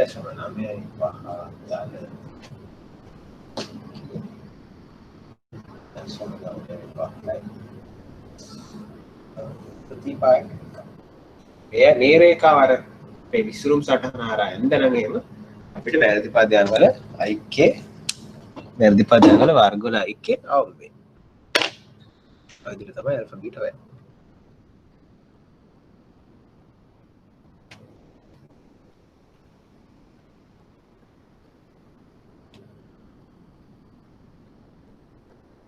කියන්නේ අපිට මේ දුන්න විසුරුම් සටහනක් කරා අපිට රේඛා අනන්ත ප්‍රමාණයක් අඳින්න පුළුවන්. ඒක විදිහට රේඛා අඳින්න පුළුවන්. එක දත්තයක් කැපෙන්න දත්ත දෙකක් කැපෙන්න දත්ත තුනක් කැපෙන්න දත්ත වල මැද්දෙන් දත්ත වලට එහායි ඕන විදිහට අපිට අඳින්න පුළුවන් රේඛා.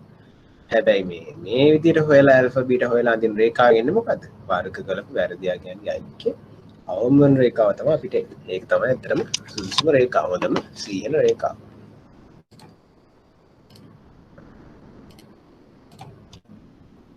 මේ උදාහරණ කරමු. පස්සේ අපි මේක පොඩ්ඩ අර්ථ නිරූපණය කරන්න. දැන් අපිට ආපු මේ y hat alpha beta මොනවද කියලා යන්න බලමු.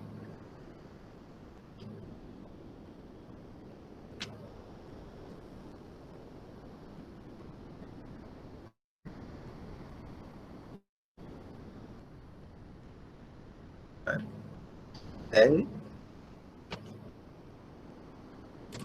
මම ආයි බෝඩ් එකේ මේක ලියන්න ඕනේ නේද? ස්ලයිඩ් එක බලාගෙන අපි යන්නකෝ දැන්. දැන් මේ y hat ප්‍රතිපායන රේඛාව විමානය කරන ලද ප්‍රතිපායන සමීකරණය පහත පරිදි වේ කියලා දීලා දෙන එක. දැන් මේ අපි කියන කීප සැරයක් ලියවන්නේ ඔයගොල්ලෝ හොඳට පුරුදු වෙන්න. y hat අපි ලියන්න පුළුවන් alpha ධන beta වතාවක් xi කියලා y hat i කියන්නේ අදාළ නිගමනයේ පුරෝකථනය කරපු වගේ y hat i y hat එක වෙන පුළුවන් y hat දෙක. එයා එනවා අපිට alpha ධන beta වතාවක් xi අදාළ නිගමනයේ x අගේ x1 x2 වෙනවා. तर මේ ඇල්ෆා කියන්නේ මොකක්ද? අර කලින්ම ස්ලයිඩ් එකේ ඕලන මතක ඇති අපි නිකන් දැම්ම මේ ඇල්ෆා බීටා කියන්නේ ප්‍රතිපායනය මගින් පුරෝකථනය කරන පුරෝකථනය කිරීමට පාවිච්චි කරන පරාමිතින් වේ කියලා. පරාමිතින් කියන විතරයි. දැන් අපි ටිකක් ඊට වඩා දුරට ඉගෙනගෙන ඉඳලා අපි දැන් කෙලින්ම කියනවා අපිට පුරුදු විදිහට මේ ඇල්ෆා කියලා ඇත්තටම එන්නේ අර අපේ සාමාන්‍ය සරල රේඛාවේ අන්තක්ඛණ්ඩයම තමයි. तर මේ අන්තක්ඛණ්ඩය තමයි අපි අර කලින් සූත්‍ර භාවිත කරලා හෙව්වේ. හරිද? तर මේ ඇල්ෆා කියන්නේ මොකද්ද? ඇල්ෆා කියන්නේ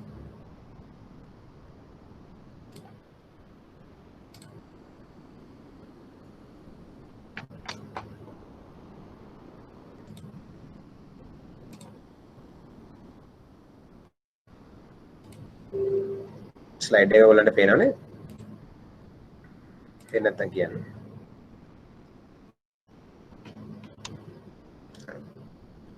ඇල්ෆා කියන්නේ මොකද්ද ඇල්ෆා කියන්නේ අන්තක්කණ්ඩය අපි පුරුදු විදිහට ලියන y සමාන mx දාන c ප්‍රස්ථාර ලියන්නේ ඒකේ c ඒක තමයි මේ අන්තක්කණ්ඩය ඇල්ෆා කියන්නේ හරිද ඊට මේ ඇල්ෆාගේ තේරුම මොකද්ද මේවා අපි අර්ථ නිරූපණය කරන්න බලමු ඇල්ෆා කියන්නේ ස්වායත්ත විචල්ලයේ අගය ශූන්‍ය වනට පරායත්ත විචල්ලයේ අගයලු ඒක පොඩ්ඩක් මම චුට්ටක් පෙන්නන්න බෝඩ් එකේ ලියලා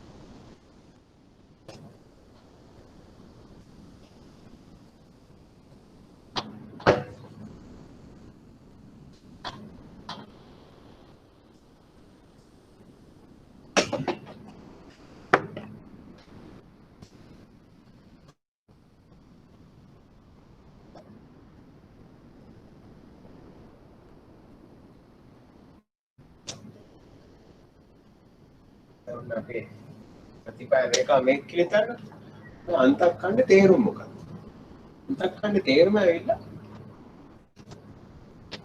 හිතන්න මේ x ගේ බිඳුව කියලා x ගේ බිඳුවක් වුණොත් ඒ y hat කීයද අපි දාමු x ගේ බිඳුව i සමානයි බිඳුව less y hat කීයද y hat සමානයි alpha theta දාවා බිඳුව alpha. Again, අපේ ස්වායත්ත විචල්‍ය ශූන්‍ය වෙනකොට අපේ x ගේ ශූන්‍ය වෙනකොට අපේ පරායත්ත විචල්‍ය අගේ අපිට එන්නේ මොකෙන්ද? අන්තක්ඛණ්ඩය කියන්නේ. alpha. අර ස්වායත්ත විචල්‍ය ශූන්‍ය වෙන්නේ කොතෙන්ද? x ගේ ශූන්‍ය මෙතෙන්ද x බිඳුවනේ මෙතන. x බිඳුවේදී y ගේ තමයි alpha ගෙන් එන්නේ.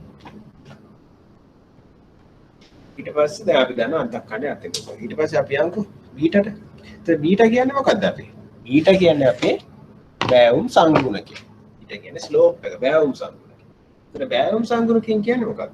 නිමානය කරලා ලැබෙන දැන් මේ මේවට හැමතිස්සම සම්පූර්ණ වචන ලියන එක්සැම් එකේ. මේක ඇවිල්ලා නිකම් බෑවුම් සංගුණකනේ මොකක්ද? නිමානය කරලා බෑවුම් සංගුණක තමයි බීටා. නිමානය කරපේයක් නෙමේක. අර සූත්‍රය වායිතා කරලා අපි කියන්නේ නිමානය කරනවා. ඇල්ෆා මොකක්ද? නිමානය කරලා අන්තක්ඛණ්ඩය. එහෙම ලියන්න. අතර නිමානය කරලා ලැබෙන බෑවුම් සංගුණකෙන් මගින් දෙන්නේ මොකද්ද? ස්වායත්ත විචල්‍යයේ එකක වෙනසකට පරායත්ත විචල්‍යයේ අගේ සිදුවන වෙනස තමයි අපිට පිටවලින් දෙන්නේ. ඒ කියන්නේ මේක අර්ථ නිරූපණය කරන්න කිව්වොත් එහෙම අපි කියන්න ඕනේ එන්න මේ ස්වායත්ත විචල්‍ය xi කියන එක xi කියන එක එකකින් වෙනස් වුණා කියලා හිතන්න. ඒක එකකින් වෙනස් වුණොත් එහෙම පරායත්ත විචල්‍ය කොච්චරකින් වෙනස් වෙයිද? يعني මෙතන මේ xi ගේ 6ක් කියලා තිබ්බා කියලා හිතන්නකො 6 ඉඳලා 4 යනවා. එතන 6 ඉඳලා 4 යනකොට xi ගේ එකකින් වෙනස් වෙනානේ. අන්න එහෙම ස්වායත්ත විචල්‍යයේ අගේ ඒක එකකින් වෙනස් වුණොත් එහෙම පරායත්ත විචල්‍ය කොච්චරකින් වෙනස් වේද කියලා රඳාපවතින මොකක් මතද? මෙන්න බීටවල. පොඩි උදාහරණයක් අපි ගමු දැන්. දන්නකො මේ y අපි ඉලක්ක උදාහරණයක් පාවිච්චි කරමුකෝ. දන්නකො දැන් කලින් උදාහරණ පාවිච්චි කරමු. කලින් උදාහරණය ආවේ මොකක්ද? y hat ආව අපිට.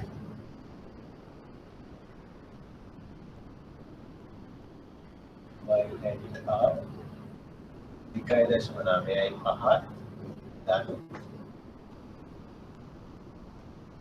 මේකනේ ආවේ නේද සමීකරණ?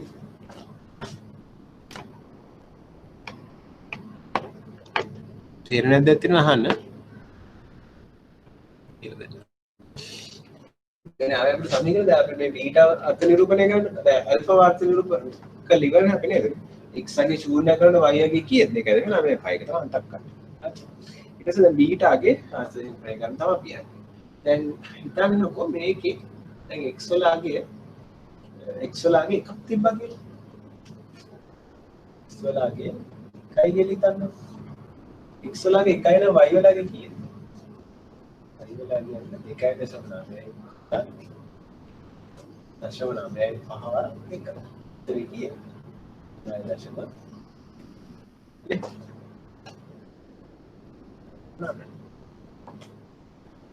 ඊට පස්සේ අපි අර්ථ දැක්වීම මේ ඔයගොල්ලන්ට තේරුම් කරන්න ඕනේ යන්නේ. එහෙනම් අපි එකකින් x ගාගේ වැඩි කරනවා. වැඩි කරනවා x සමාන 2 සමාන 2 දාලා බලන්න. y සමාන 1.9 දශම 9යි 5 වර 1 මේකේ වැඩි කරනවා. ඒතර මේ දැන් උත්තරේ කියද? ඒක විතර 9යි 5 දාලා දශම 9යි 5 දෙකකින් කිරි කරසනවා නේ. ඒ උත්තරේ කියද? දශම 9යි 5 දැන් මෙයා කීයනම් කීයද මේ වැඩි වෙලා තියෙන්නේ? මෙයා වැඩි වෙලා තියෙන කොච්චරද? මෙයා වැඩි වෙලා තියෙනවා 0.9 වල 4.8යි පහේ කියන දශම 9.5කින් y වැඩි වෙලා. අපි x කොච්චරකින් වැඩි කළාද? x වැඩි කළා අපි 1කින්. එතන දෙන්ටෙල්ටි x වැඩි කළා 1කින් නේ. k ඉඳලා 2ට වැඩි කළා. ඒක දෙකට. එතන y කීයකින් වැඩි වුණා? y වැඩි වුණා. දශම 9යි 5කින්. කියන්නේ x එකකින් වැඩි කළා කියලා y එකකින් වැඩි වුණේ නැහැ. හැබැයි වැඩි වුණේ දශම 9යි. මේ දශම 9යි කොහෙන්ද ආවේ? මේ දශම 9යි 5 කියන්නේ බීටාගේ. කියන්නේ බීටා කියන්නේ මොකද්ද? x ගාගේ එකකින් වැඩි කරද්දි y ගාගේ කොච්චරක් වැඩි වේද කියන එක තමයි බීටා කියන්නේ. ඒක තමයි බීටාගේ අර්ථය. දැන් බැරිලාකට x ගාගේ ඒකක දෙකකින් වැඩි කළොත් එහෙනම් y ගාගේ කොච්චරකින් වැඩි වෙනවද? එකකින් වැඩි වෙනොත් වැඩි වෙන දශම 9.5 කියන දෙකකින් වැඩි කළොත් දශම 9.5 වෙද 1.9කින් වැඩි වෙනවා.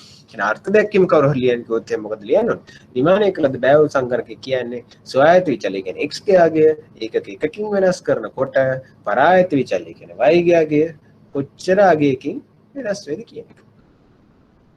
හරි. අර්ථ නිරූපණය කරන්න එහෙම.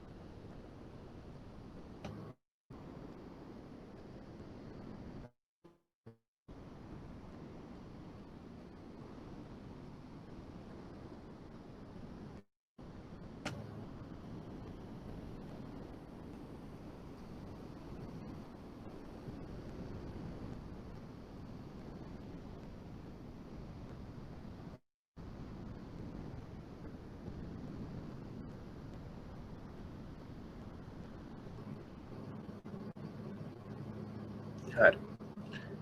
දැන් අපි යමු මේ අපි මේ උපකල්පන ටික කළේ නෑනේ ඒ ටික කළා යමු. මේ ස්ලයිඩ් එකට යන්න බලන්න සාමාන්‍ය අඩුතම වර්ගීකරණයේ උපකල්පන. කියලාද ඔයගොල්ලෝ 8 වෙනි ස්ලයිඩ් එක.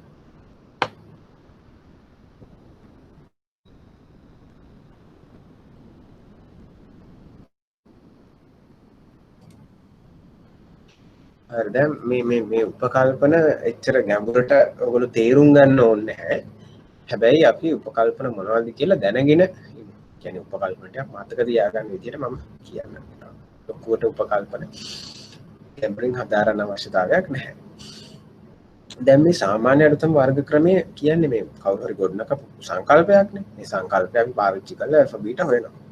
ඒතර දැන් මේ ගොඩක් වෙලාවට මේ ගණිතමය සංකල්ප ගොඩනගද්දී අපි යම් මූලික උපකල්පන ටිකක් කරන්න. ඒ කියන්නේ මේ උපකල්පන හරියනවා නම් ඒ කියන්නේ මෙන්න මෙහෙම මේ උපකල්පන ටික සත්‍ය නම් විතරයි මේ මොඩල් හරියටම හරියන්නේ. මේ ආකෘතිය හරියටම හරියන්නේ. එතකොට මේ උපකල්පන හරියනවා කියලා. ඒ කියන්නේ මේ උපකල්පන කියන්නේ අපි හිතන මේම හරියයි කියලා හිතන දෙයක් නෙවෙයි. මේ උපකල්පන සාධාරණව හරියයි කියලා හිතලා තමයි අපි මේවා කරන්නේ.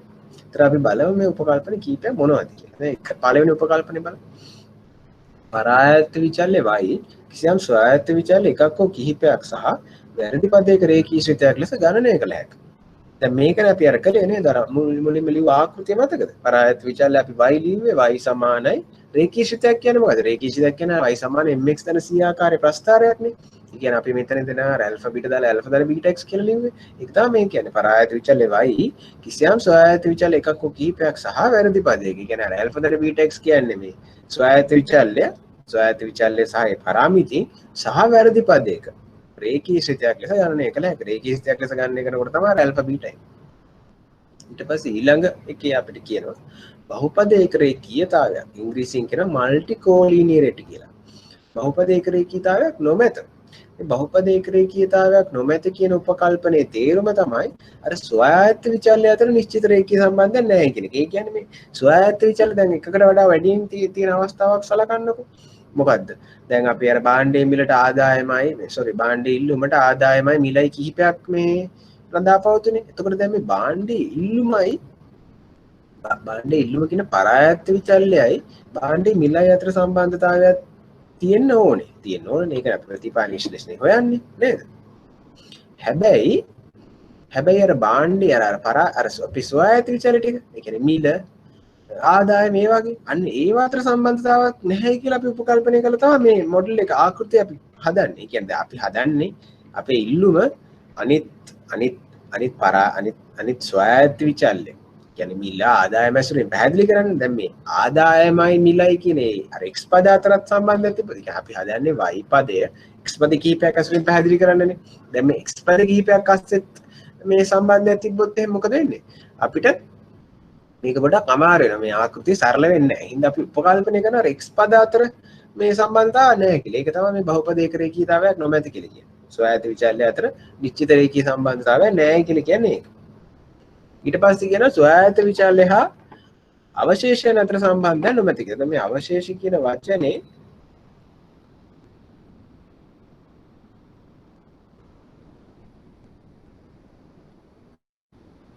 හරි. දැන් මේ අවශේෂ කියන වචනේ මම පැහැදිලි කළා වැරදි පදේ මම පැහැදිලි කළා. මේ වැරදි පදේ කියන තව පදයක් තමයි මේ තව වචනයක් තමයි මේ අවශේෂයන් කියලා කියන්නේ. අවශේෂයන් කියන්නේ තර එප්සයිලන් වැරදි පදේ.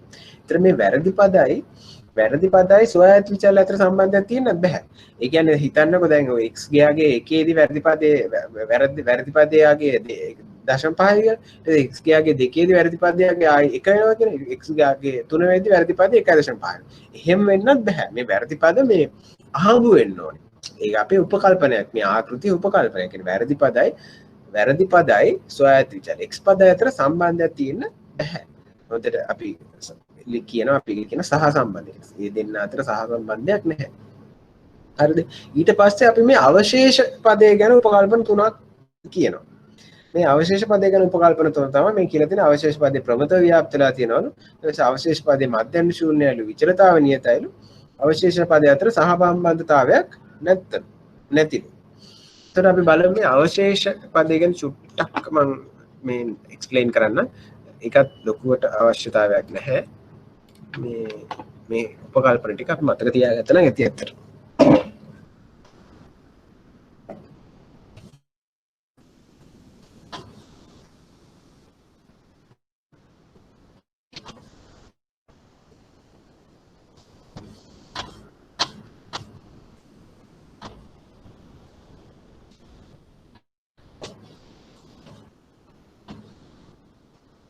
අනිත් එක දැන් මේ පාඩමේ විශේෂයෙන් කියනවා මේ පාඩම ඇවිල්ලා අර සාමාන්‍යයෙන් අර ලකුණු 20 ගානක් කියන පාඩම. ඒතර දැන් මේ සතිය දැන් මේ උගන්නපු ඒවා ඇසුරෙන් මේ ගාන එහෙම බලලා හොඳට ප්‍රැක්ටිස් කරලා පුරුදු වෙලා එන. ඒතර ඊළඟ සතිය අපි ඉතුරු ටිකක් කරලා ඊළඟ සතිය වෙලා තිබුත් ඒ සතිය ඊට පස්සේ සතිය ගණන් ටිකකුත් කරමු. ඒ කියන්නේ ෆුල් ලකුණු 20 ගානක් එන පාඩමක් තමයි මේ ප්‍රතිපාලනය කියලා කියන්නේ. ඒතර අමාරුත් නෑ. ලකුණු 20 ස්කෝර් කරන්න පුළුවන් බලාගත්තා. දැන් මේ අවශේෂ පදේ අපි කියන්නේ එප්සයිලන් අපි කියනවා මේ උපකල්පනය කරනවා මේ අවශේෂ පදේ ඇවිල්ලා අවශේෂ පදේ වෙන්නේ මෙහෙම.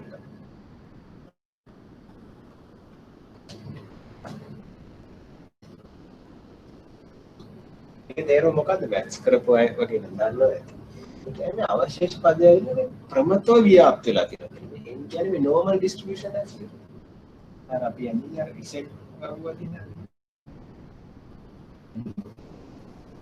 මේ අවශේෂ පදේ ව්‍යාප්ත වෙලා තියෙන්නේ ප්‍රමත normal distribution එකක් විදිහට තමයි අවශේෂ පදේ ව්‍යාප්ත වෙලා තියෙන කියලා තමයි මේ අපි උපකල්පනය කරන්නේ. ඒක තමයි හතරවෙනි එකෙන් කියන අවශේෂ පදේ ප්‍රමත ව්‍යාප්ත වෙලා තියෙනවා කියලා කියන්නේ.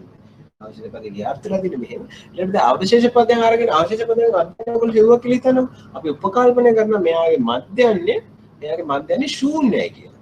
කියන්නේ අවශේෂ පදවල මධ්‍යන්නේ ශූන්‍ය වෙන තරමට ඇත්තටම අපේ මේක හොඳ කියන්නේ අපිට ඇත්තටම වෙන්න ඕනේ අවශේෂ පදයන් පුළුවන් තරම් අවම වෙලා ශූන්‍ය වෙන එක. අපි උපකල්පනය කරන අවශේෂ පදයන්ගේ මධ්‍යන්නේ ශූන්‍යයි. ඊට අමතරව අපි උපකල්පනය කරන යාගේ විචලතාවය සිග්මා ස්ක්වයර් කියන්නේ සිග්මා කියන සම්මත අපගමනේ සිග්මාගේ වර්ගය කියලා කියන්නේ විචලතාවනේ. යාගේ විචලතාව නියතයක් කියලා. මේ විචලතාව වෙනස් වෙන්න බෑ. ඒතර මේ අවශේෂ පද උපකල්පන ටික මතක තියාගන්න. අවශේෂ පද ප්‍රමතව ව්‍යාප්ත වෙලා තියෙනවා. යාගේ මධ්‍යන්නේ ශූන්‍යයි. යාගේ විචලතාව නියතයක්. කියලා අපි උපකල්පනය කරනවා.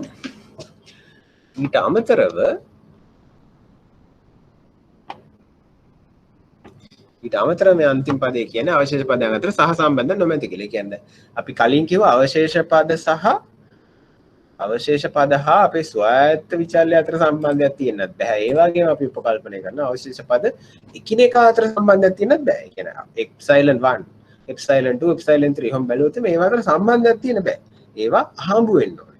ඒ කියන්නේ එනම් දත්ත ලකුණු වන අනුසීහනයන්හි අවශේෂයන් සසම්භාවී ව්‍යාප්තියක් පෙන්වයි කියලා. මේ වචන ටික බර වචන තියෙනවා වගේ පේනවා. ඒතර අපි පොඩක් වචන එක්ස්ප්ලেইন කරගන්න බලමු.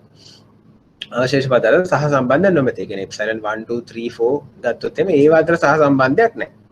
එනම් දත්ත ලකුණු වල මේ දත්ත ලකුණු කියන්නේ අර x1 x2 x3 කියලා අපි අර ලිව්වේ. අර විසුරුම් සටහනේ එක එක දත්ත ලකුණු කරන්නේ x1 ට අදාළ y1 වගේ හොම අපි ලකුණු කරන්නේ. අන්නේ දත්ත ලකුණු වල අනුසීහනයන්. මේ අනුසීහනයන් කියන්නේ අර අපි අර පුරෝකථනය කරපු මේ අගය. ඒ කියන්නේ අනුසීහනයන් කියන්නේ අර අපේ රේඛාවෙන් ගැලපිච්ච තැන් දත්ත. ඒ කියන්නේ x1 ට අදාළව අපි y1 එකක් හෙව්වනේ. අන්නේ තැන් ඒ දත්ත ලකුණට අදාළව අපි කරපු අනුමානය අනුසීහනය. අන්නේ අනුසීහනයන් කළාට අපි දත්ත x1 x2 දාලා y1 y2 පුරෝකථනය කළා. අන්නේ පුරෝකථනය කළා වෙන අවශේෂයන්. ඒවට තමයි මේ දත්ත ලකුණු වල අනුසීහනයන්හි අවශේෂයන් කියලා කියන්නේ. අන්නේ ලකුණු කරපු තැන්වලදී අපිට ආපු වැරදි පද අවශේෂයන්. වැරදි පද අන්නේ වැරදි ඇවිල්ලා සසම්භාවී ව්‍යාප්තියක් පෙන්වයි කියලා. කියන්නේ මේ අහඹු ව්‍යාප්තියක් පෙන්වන්නේ. රැන්ඩම්. ඔක තේරුම්. සසම්භාවී ව්‍යාප්තියක් කියන්නේ රැන්ඩම් ඩිස්ට්‍රිබියුෂන්. ඒ කියන්නේ ඒව ඇවිල්ලා ඒ එන්නේ වැරදි පදවල අවශේෂයන්ගේ සම්බන්ධයක් නැහැ. ඒවා සම්පූර්ණයෙන්ම අහඹු විදියට තමයි ව්‍යාප්ත වෙලා තියෙන්නේ. ඒක තමයි අපි උපකල්පනය. එන අවශේෂ පදයන් සහ සම්බන්ධයක් නොමැත. එනම් දත්ත ලකුණු වල අපි කරපු අනුසීහනයන්ගේ අවශේෂයන් සසම්භාවීව ව්‍යාප්ත වෙලා තියෙනවා. කියන්නේ ඒවා අහඹු ලෙස ව්‍යාප්ත වෙලා තියෙනවා. මෙන්න මේ උපකල්පන ටික කීපයක් මතක තියාගන්න. හදිස්සියවත් ඇහුවොත් එහෙම ලියන්න.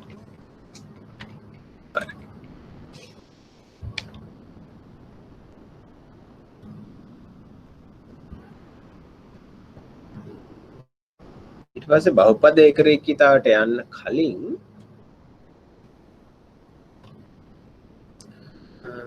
අපි බහුපද ඒකරේඛිතාවට යමු දැන්. අපි මෙච්චර වෙලා කලේ මොකද්ද? සරල ඒකජ ප්‍රතිපාය. ඊළඟට අපි යමු බහුපද රේඛීය ප්‍රතිපාය.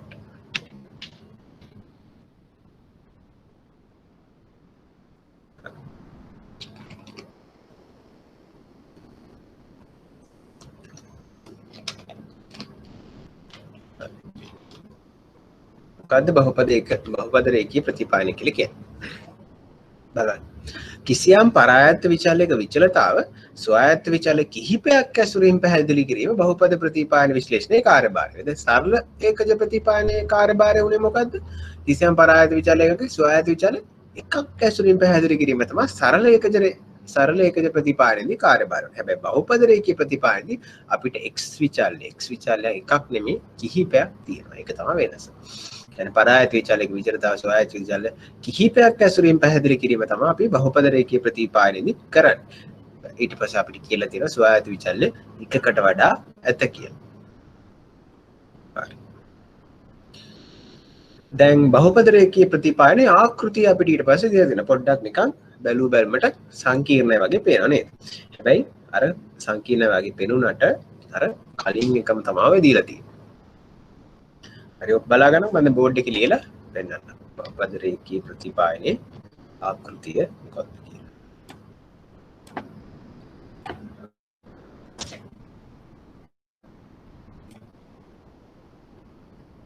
ප්‍රශ්න තියෙනවා නම් දාන්න. කවුරුත් මුකුත් දාන්නවත් නැහැ. එහෙනව නේද?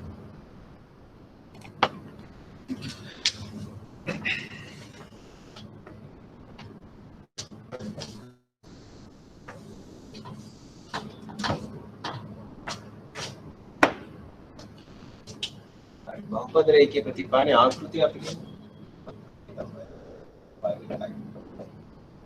yi කියන්නේ y hat i වෙන්නේ අපි හොයන්නේ. sorry. අපි මුලින්ම ආකෘතිය ලියන්නේ. ඒ කියන්නේ ආකෘතිය ලියන්නේ අපි y ට ලියන්නේ. ලියලා උදාහරණ ලියලා දැන් ස්කෑන් කරනවා. y ට ලියන්නේ දැන් කලින් ආව අපිට මතකද alpha දර beta x කියලා. දැන් මෙතන අපි අර alpha beta කියලා දාන්නේ නැහැ. විචල් කීපයක් තියෙනවා. ඒතර අපිට මුළු ග්‍රීක කෝඩිය පාවිච්චි කරන්න. alpha beta gamma delta කොහොමම දාගෙන යනවා. ඊටට ලේසියි අපිට අර b මොකක් හරි එකක් දාගෙන 1 2 3 කියලා දාගෙන ගියා. එහෙනම් අපි බහුපද රේඛීය ප්‍රතිපායනයේදී මේක ඔයගොල්ලන් නිදහස් දෙනවා කැමතිද පාවිච්චි කරන්න. ABC හරි මොකක් හරි දාන්න මම දැන් මේ ආකෘතියෙන් අර B0 B1 B2 කියලා වගේ පාවිච්චි කරනවා. දැන් කලින් අපි alpha දාපු එකට මම දානවා beta not B0. ඒකට කලින් එකේ alpha ම තමයි. මම තක්කන්නේ.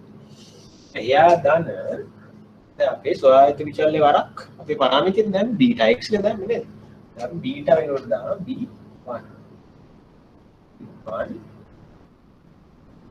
ඊට පස්සේ අපි දානවා කලින් දැම්මේ xi නේ දැම්මේ නේද? කලින් දැම්මේ xi y එකට දාලා xi වරක් beta එක දැම්මේ නේද? දැන් මෙතන xi දාන්න කලින් අපිට ඇවිල්ලා සොයායුතු විචල්්‍ය කිහිපයක් තියෙනවා. කියන්නේ අපිට කලින් හිටියේ x එකයි දැන් අපිට ඉන්නවා x1 x2 x3 x4 x5 හො ගොඩක් ඉන්නවා. ඒක අපි දාන්නේ x1 දැන් x1 ටත් තියනවානේ දැන් හැම x ටම තියනවානේ මේ පළවෙනි දත්තයට දාලා නිගමනය කියලා y කියන්නේ y1 y2 y3 වගේ. මේක පටල ගන්න එපා.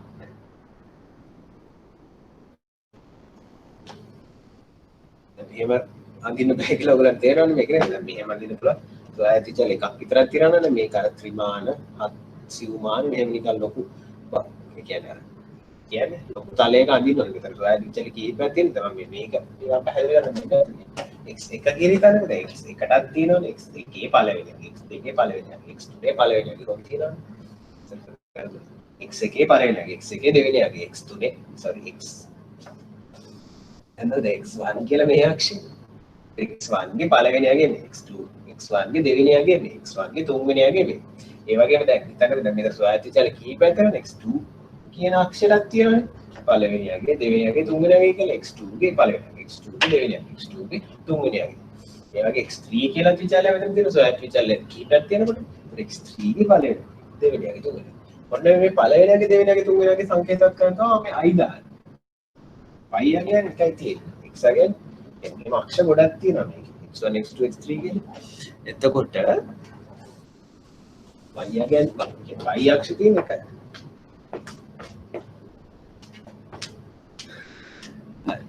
එතකොට දැන් මම දත්ත කීවෙනි දත්ත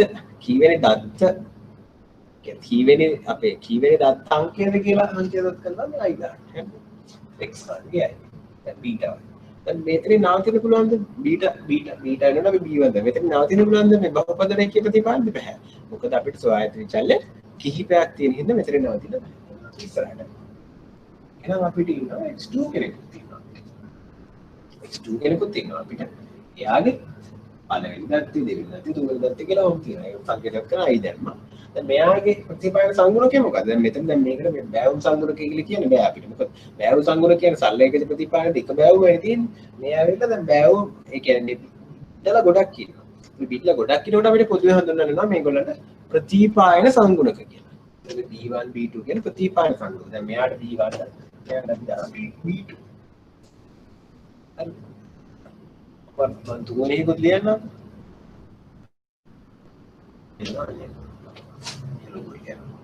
B3 x3 5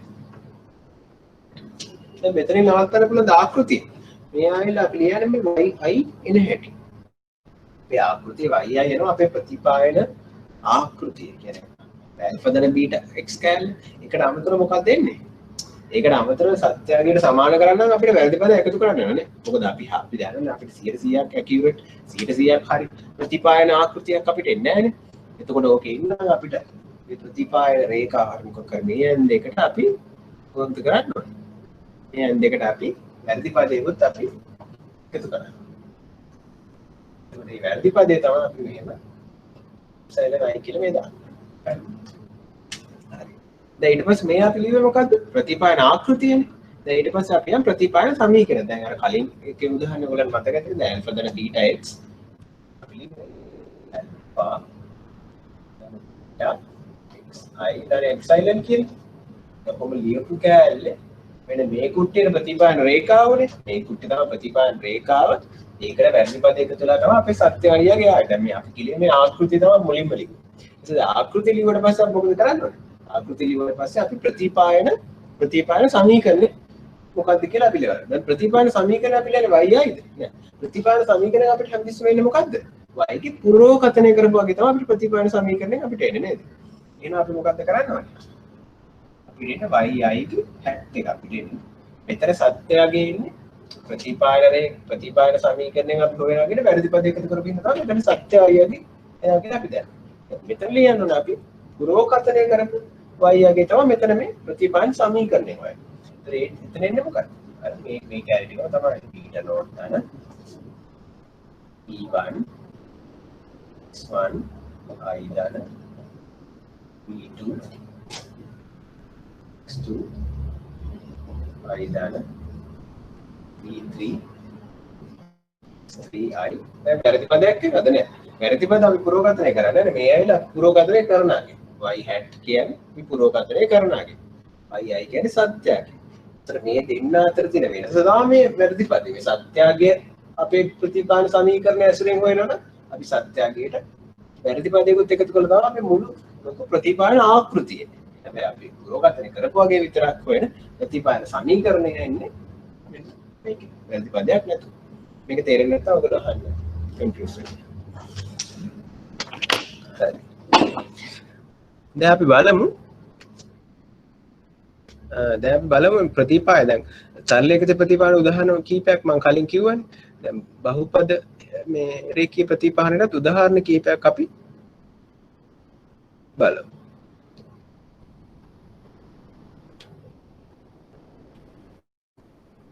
දැන් මම මුලින්ම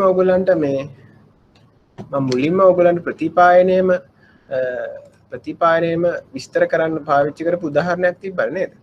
දැන් ඒ උදාහරණ මේකටත් ගැලපෙනවා. මොකක්ද ඒ උදාහරණේ? අර භාණ්ඩයක ඉල්ලුම සඳහා බලපාන සාධක. භාණ්ඩයක ඉල්ලුමකට බලපාන සාධක මොනවද? මිල බලපාන පුළුවන්. ඊට අමතරව ආදායම බලපාන්න පුළුවන්. ඒ කියන්නේ පාරිභෝගිකයන්ගේ ආදායම බලපාන්න පුළුවන්. ඊට අමතරව මොකක්ද බලපාන්න පුළුවන්? භාණ්ඩය සඳහා රුචිකත්වය. මම අර උදාහරණයක් ගත්තා බර්ගර්ස් වල ඉල්ලුමට බර්ගර් එකේ මිල පාරිභෝගිකය කියන්නේ අපේ ආදායම ඊට අමතරව අපි මොනවටද වැඩියෙන් ආසා රුචිකත්වය වගේ සාධක කිහිපයක් දාන්න පුළුවන්. දැන් අපිට මේ වගේ ආකෘතියක් අපේ අර කලින් ඉගෙන ගත්ත සරලේඛිත ප්‍රතිපායනෙන් ඉගෙන ගන්න පුළුවන්ද? අමාරුයි නේද? සරලේඛිත ප්‍රතිපායනෙන් මේවා කරන්න අමාරුයි. මොකද මෙතන විචාරි කිහිපයක් තියෙනවා. ඒතර මේ වගේ අවස්ථාවකදී අපි පාවිච්චි කරන බහුපද රේඛීය ප්‍රතිපායනය. ඒ කියන්නේ අර මම කලින්ම එක්ස්ප්ලেইন කළා වගේ අපිට මේ විචල්්‍ය කිහිපයක් පාවිච්චි කරලා දැන් මේ බෝඩ් එකේ ලිව්වා වගේ දැන් x1 වෙන්න පුළුවන් මොකද්ද? භාණ්ඩේ මිල. x2 වෙන්න පුළුවන් මොකද්ද? අපේ පාරිභෝගිකයගේ ආදායම. ඒතර x3 වෙන්න පුළුවන් මොකද්ද? x3 වෙන්න පුළුවන්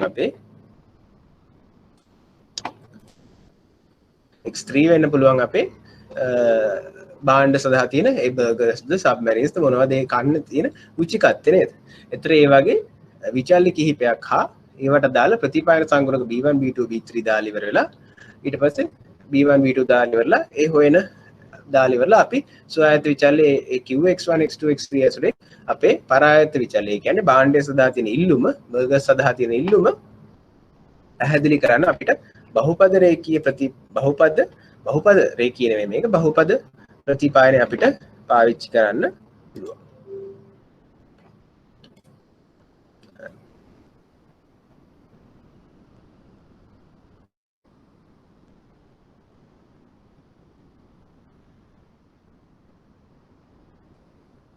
දැන් අපි බලමු දැන් කලින් අපි සල්ලේකජ ප්‍රතිපාදනයේ ඇල්ෆා බීටා කියන්නේ මොනවද කියලා අපි උදාහරණ හිම අරගෙන එක්ස්ප්ලেইন කරගත්තා නේද? ඇල්ෆා කියන්නේ මොකද්ද? බීටා කියන්නේ මොකද්ද කියලා මම සංඛ්‍යාත්මක උදාහරණම අරගෙන ඔයගොල්ලන්ට කියලා දුන්නා. ඇල්ෆා කියන්නේ මොකක්ද? අන්තක්ඛණ්ඩය. ඒ කියන්නේ අපේ ස්වායත්ත විචල්‍ය ශූන්‍යයක් කරනකොට පරායත්ත විචල්‍ය යගේ. ඊට බීටා උනේ මොකද්ද? අපි ස්වායත්ත විචල්‍ය එකකින් වැඩි කරද්දී අපි බැලුවා y කීයකින් වැඩි වෙනවද කියලා. ඇත්තටම y වැඩි වෙලා y ගේ වැඩි වීම සඳහා බලපාලා තිබෙන්නේ මොකක්ද? බීටා කියන බෑවු සංගුණකය. මේ විදිහට අපි අර්ථ නිරූපණය කළානේ. ඒ වගේ අපි දැන් බලමු මේ බහුපද රේඛීය ප්‍රතිපායන ආකෘතියත් අර්ථ නිරූපණය කරන්න. ඒතර එයාගේ හිතේ මොනවද? අපිට මුලින්ම හිටිය b නෝට් හිටිය. ඊට පස්සේ b1 b2 b3 කියලා පද කීපයක් හිටියා. දැන් අපි බලමු b නෝට් කියන්නේ මොකක්ද කියලා. හරි. දැන් මේක අර්ථ නිරූපණය කරද්දී දැන් ඔයගොල්ලන්ට මුලින්ම දීලා තියෙනවා b නෝට් කියන්නේ මොකක්ද? නිමානය කරලා හදන අන්තක්ඛණ්ඩය කියලා. දැන් කලින් එකේ ඇල්ෆා වගේම තමයි මේකත් අන්තක්ඛණ්ඩය. ඒ කියන්නේ අර ස්වායත්ත විචල්්‍ය වල අගේ හැම ස්වායත්ත විචල්්‍ය මගේ ශූන්‍ය වුණා කියලා හිතන්නකෝ. එතකොට පරායත්ත විචල්්‍ය අගේ තමයි අන්තක්ඛණ්ඩයෙන් ලැබෙන්නේ. අපි බලමු.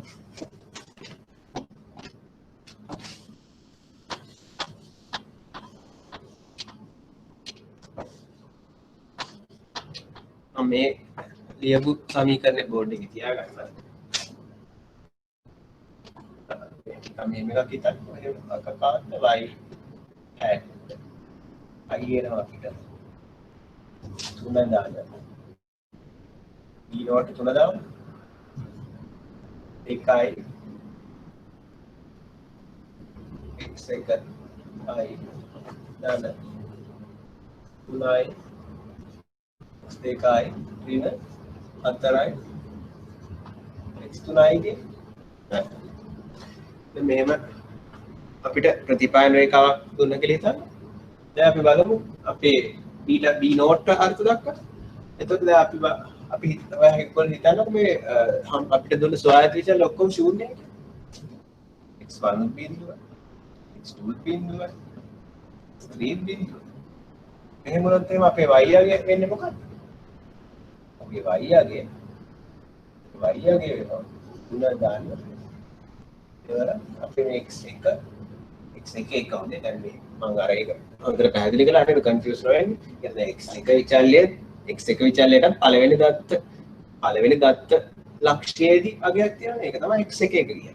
ඒතර x2 විචල්‍යයට පළවෙනි දත්ත ලක්ෂ්‍යයේදී අගයක් තියෙනවා. ඒක තමයි x2 එක කියන්නේ.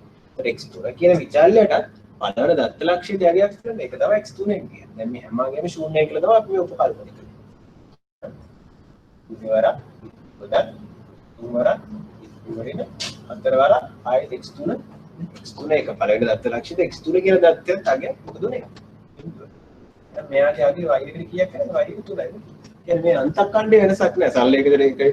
සරල ඒකජ ප්‍රතිපායනදී වගේම තමයි අන්තක්ඛණ්ඩයේ තේරුම මේ b නෝට් කියන ප්‍රතිපායන සංගුණකයේ තේරුම පරායත් විචල්‍යයේ ශූන්‍ය වෙනකොට ස්වායත්ත විචල්‍ය ඔක්කොගේම අගේ ශූන්‍ය වෙනකොට පරායත් විචල්‍ය අගේ තමයි අපිට b නෝට් එකෙන් හම්බෙන්නේ.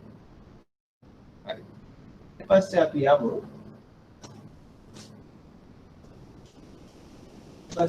මේ අනිත් ප්‍රතිපාදන සංගුණය කියන්නේ b1 b2 b3 එක පැහැදිලි කරන්න.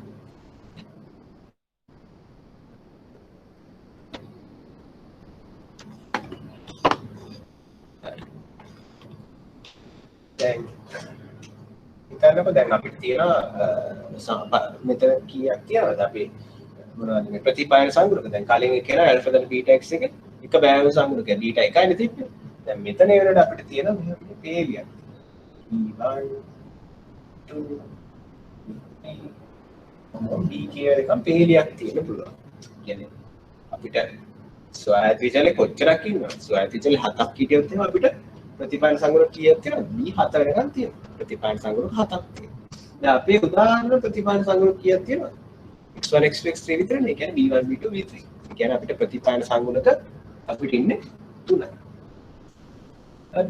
දැන් මේ ප්‍රතිපායන සංගුණක කොහොමද අර්ථ දක්වන්නේ? ප්‍රතිපායන සංගුණක අර්ථ දක්වද්දී අපි පොඩි වැඩක් කරනවා.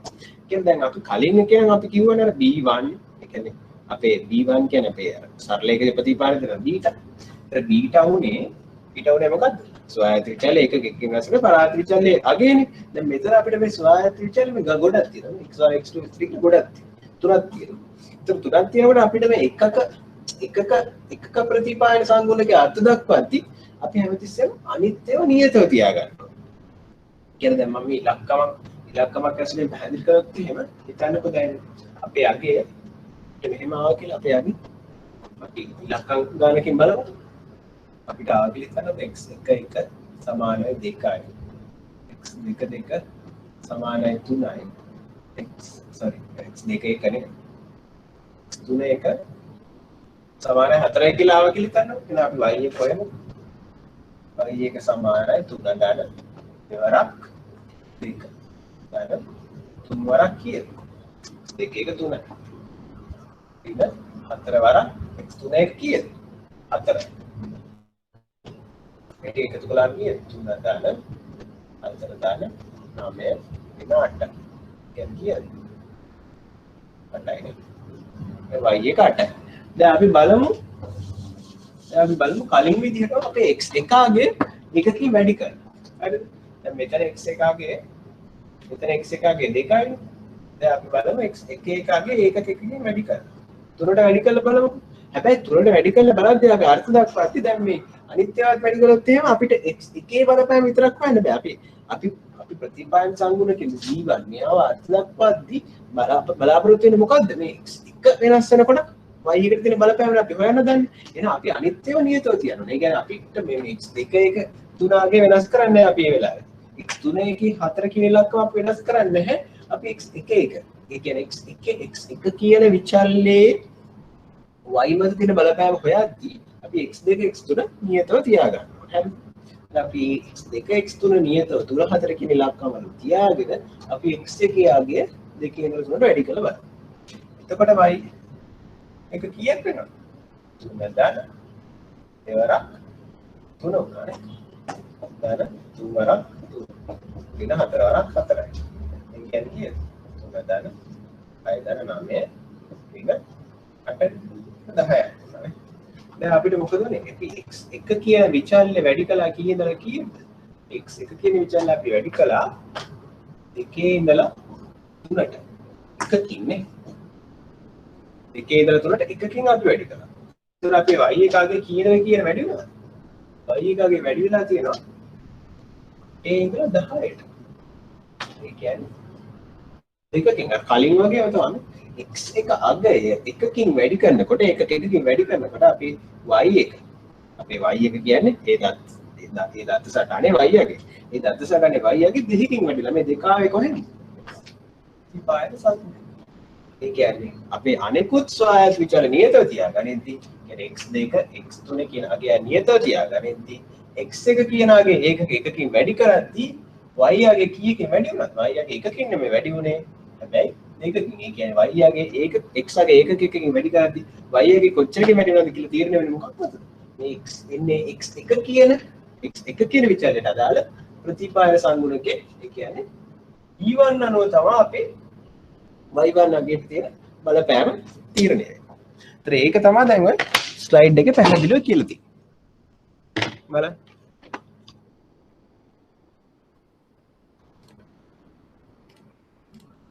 අපිට ස්ලයිඩ් එකේ කියනවා b නෝට් ඉදලා b කියන්නේ නිමානය කළද බෑවුම් සංගුණකවල. මේ හැම එකම අපේ බෑවුම් සංගුණක. බෑවුම් සංගුණක දැන් මම මේ පැහැදිලි කරපු උදාහරණය නම් බෑවුම් සංගුණක තුනක් තිබ්බා. එතකොට නිමානය කළද බෑවුම් සංගුණකයක් මගින් අනිකුත් ස්වායත්ත විචල නියතව ඇතිවිට. දැන් අපි x2 x3 අපේ උදාහරණ මොකද කළේ? අපි නියතව තබා ගත්තා. අනිකුත් ස්වායත්ත විචල නියතව ඇතිවිට ස්වායත්ත විචල්‍ය ඒ කියන්නේ අදාළ ස්වායත්ත විචල්‍ය. ඒ කියන්නේ දැන් මේ වෙලාව දැන් හිතනවා මේ වෙලාව අපි ලියන්නේ B1 ගේ අර්ථ දැක්වීම. ඒතර B1 කියන නිමානය කළද බෑවුම් සංගුණකයේ මගින් අනිකුත් ස්වායත්ත විචල්‍ය කියන්නේ x2 x3 කියන ඒවා නියතව ඇති විට x1 කියන ස්වායත්ත විචල්‍ය එකක වෙනසකට පරායත්ත විචල්‍යයගේ සිදුවන වෙනස තමයි ලබා දෙන්නේ. හරිද? දැන් අපි මේකේ දැන් අර මම ලියපු උදාහරණේ බලන්න. දැන් බෝඩ් එකේ තියෙන උදාහරණේ බලන්න. බෝඩ් එකේ තියෙන උදාහරණේ බලුවොත් එහෙම දැන් ඔයගොල්ලන්ට පැහැදිලි කරන්න આવොත් එහෙම දැන් මේ B3 හොයන්න කිව්වොත් එහෙනම් මොකද වෙන්නේ? B3 හොයන්න කිව්වොත් එහෙනම් මොකද වෙන්නේ? B3 හොයන්න කිව්වොත් එහෙනම් අපි කරන්න ඕනේ x1 x2 කියන ස්වභාවික විචල්‍ය නියතව පවතිද්දී x3 කියන ස්වභාවික විචල්‍ය අගේ ඒකක වෙනස් වන විට y කියන පරායත විචල්‍යයගේ කොච්චරකින් වෙනස් වෙනවද කියන එක තමයි අපිට මෙන්න මේ x3 ගේ බෑවුම් සංගුණ කියන්නේ B3 මගෙන් දෙන්නේ. ඒ කියන්නේ අපිට මේක අර්ථ දක්වන්න කිව්වොත් මොකක්ද අපි කියන්නේ? අර්ථ දක්වන්න කිව්වොත් අපි කියන්නේ ස්වභාවික විචල්‍ය x1 හා x2 නියතව පවතින විට x3 කියන ස්වභාවික විචල්‍ය ඒකකකින් වෙනස් කළ විට y කියන පරායත විචල්‍ය ඒකක 4කින් අඩු වන බව මෙන්න මේ B3 කියන යාගේ ප්‍රතිපායන සංගුණකෙන් දෙනවා. කියන්නේ මේගොල්ලෝ මේ ධන වෙන්නත් පුළුවන් ඍණ වෙන්නත් පුළුවන්. මේකේ පොඩි ගැටලුවක් දෙකකුත් ලබන සතියේදී සාකච්ඡා කරලා ඊට පස්සේ පාඩමේ තව තියරි කැලි කීපයක් තියෙනවා. ඒ ටිකත් කරලා ඊට පස්සේ අපි ප්‍රශ්න වලට යමු. ඒ වගේම මේ සතියේ දැන් මොනවා හරි තේරුම් නැති දෙයක් තියෙනවනේ. දැන් අර මම කලින් හදපු ගාන ලොකු ගානක් හැදුවේ. ඒ ගාන හදලා හොඳට තේරුම් ගන්න. මම කිව්වා ලකුණු 20ක් ගානක් කියලා. එතකොට හොඳට ප්‍රැක්ටිස් කරලා ඊට අමතරව මේ ස්ලයිඩ් වල තියෙන ඒවා තේරෙන්නේ නැති මොනවා හරි තියෙනවා නම් ඒ ඔක්කොම ලබන සතියේ මුලින්ම අහන්න. එහෙනම් අපි අදට අපේ ලෙක්චර් එක නවත්තමු. එහෙනම් කට්ටිය හොඳට මේ සතිය වැඩ කරන්න. අපි එන ලබන සතියේ හමු වෙමු. ස්තුතියි.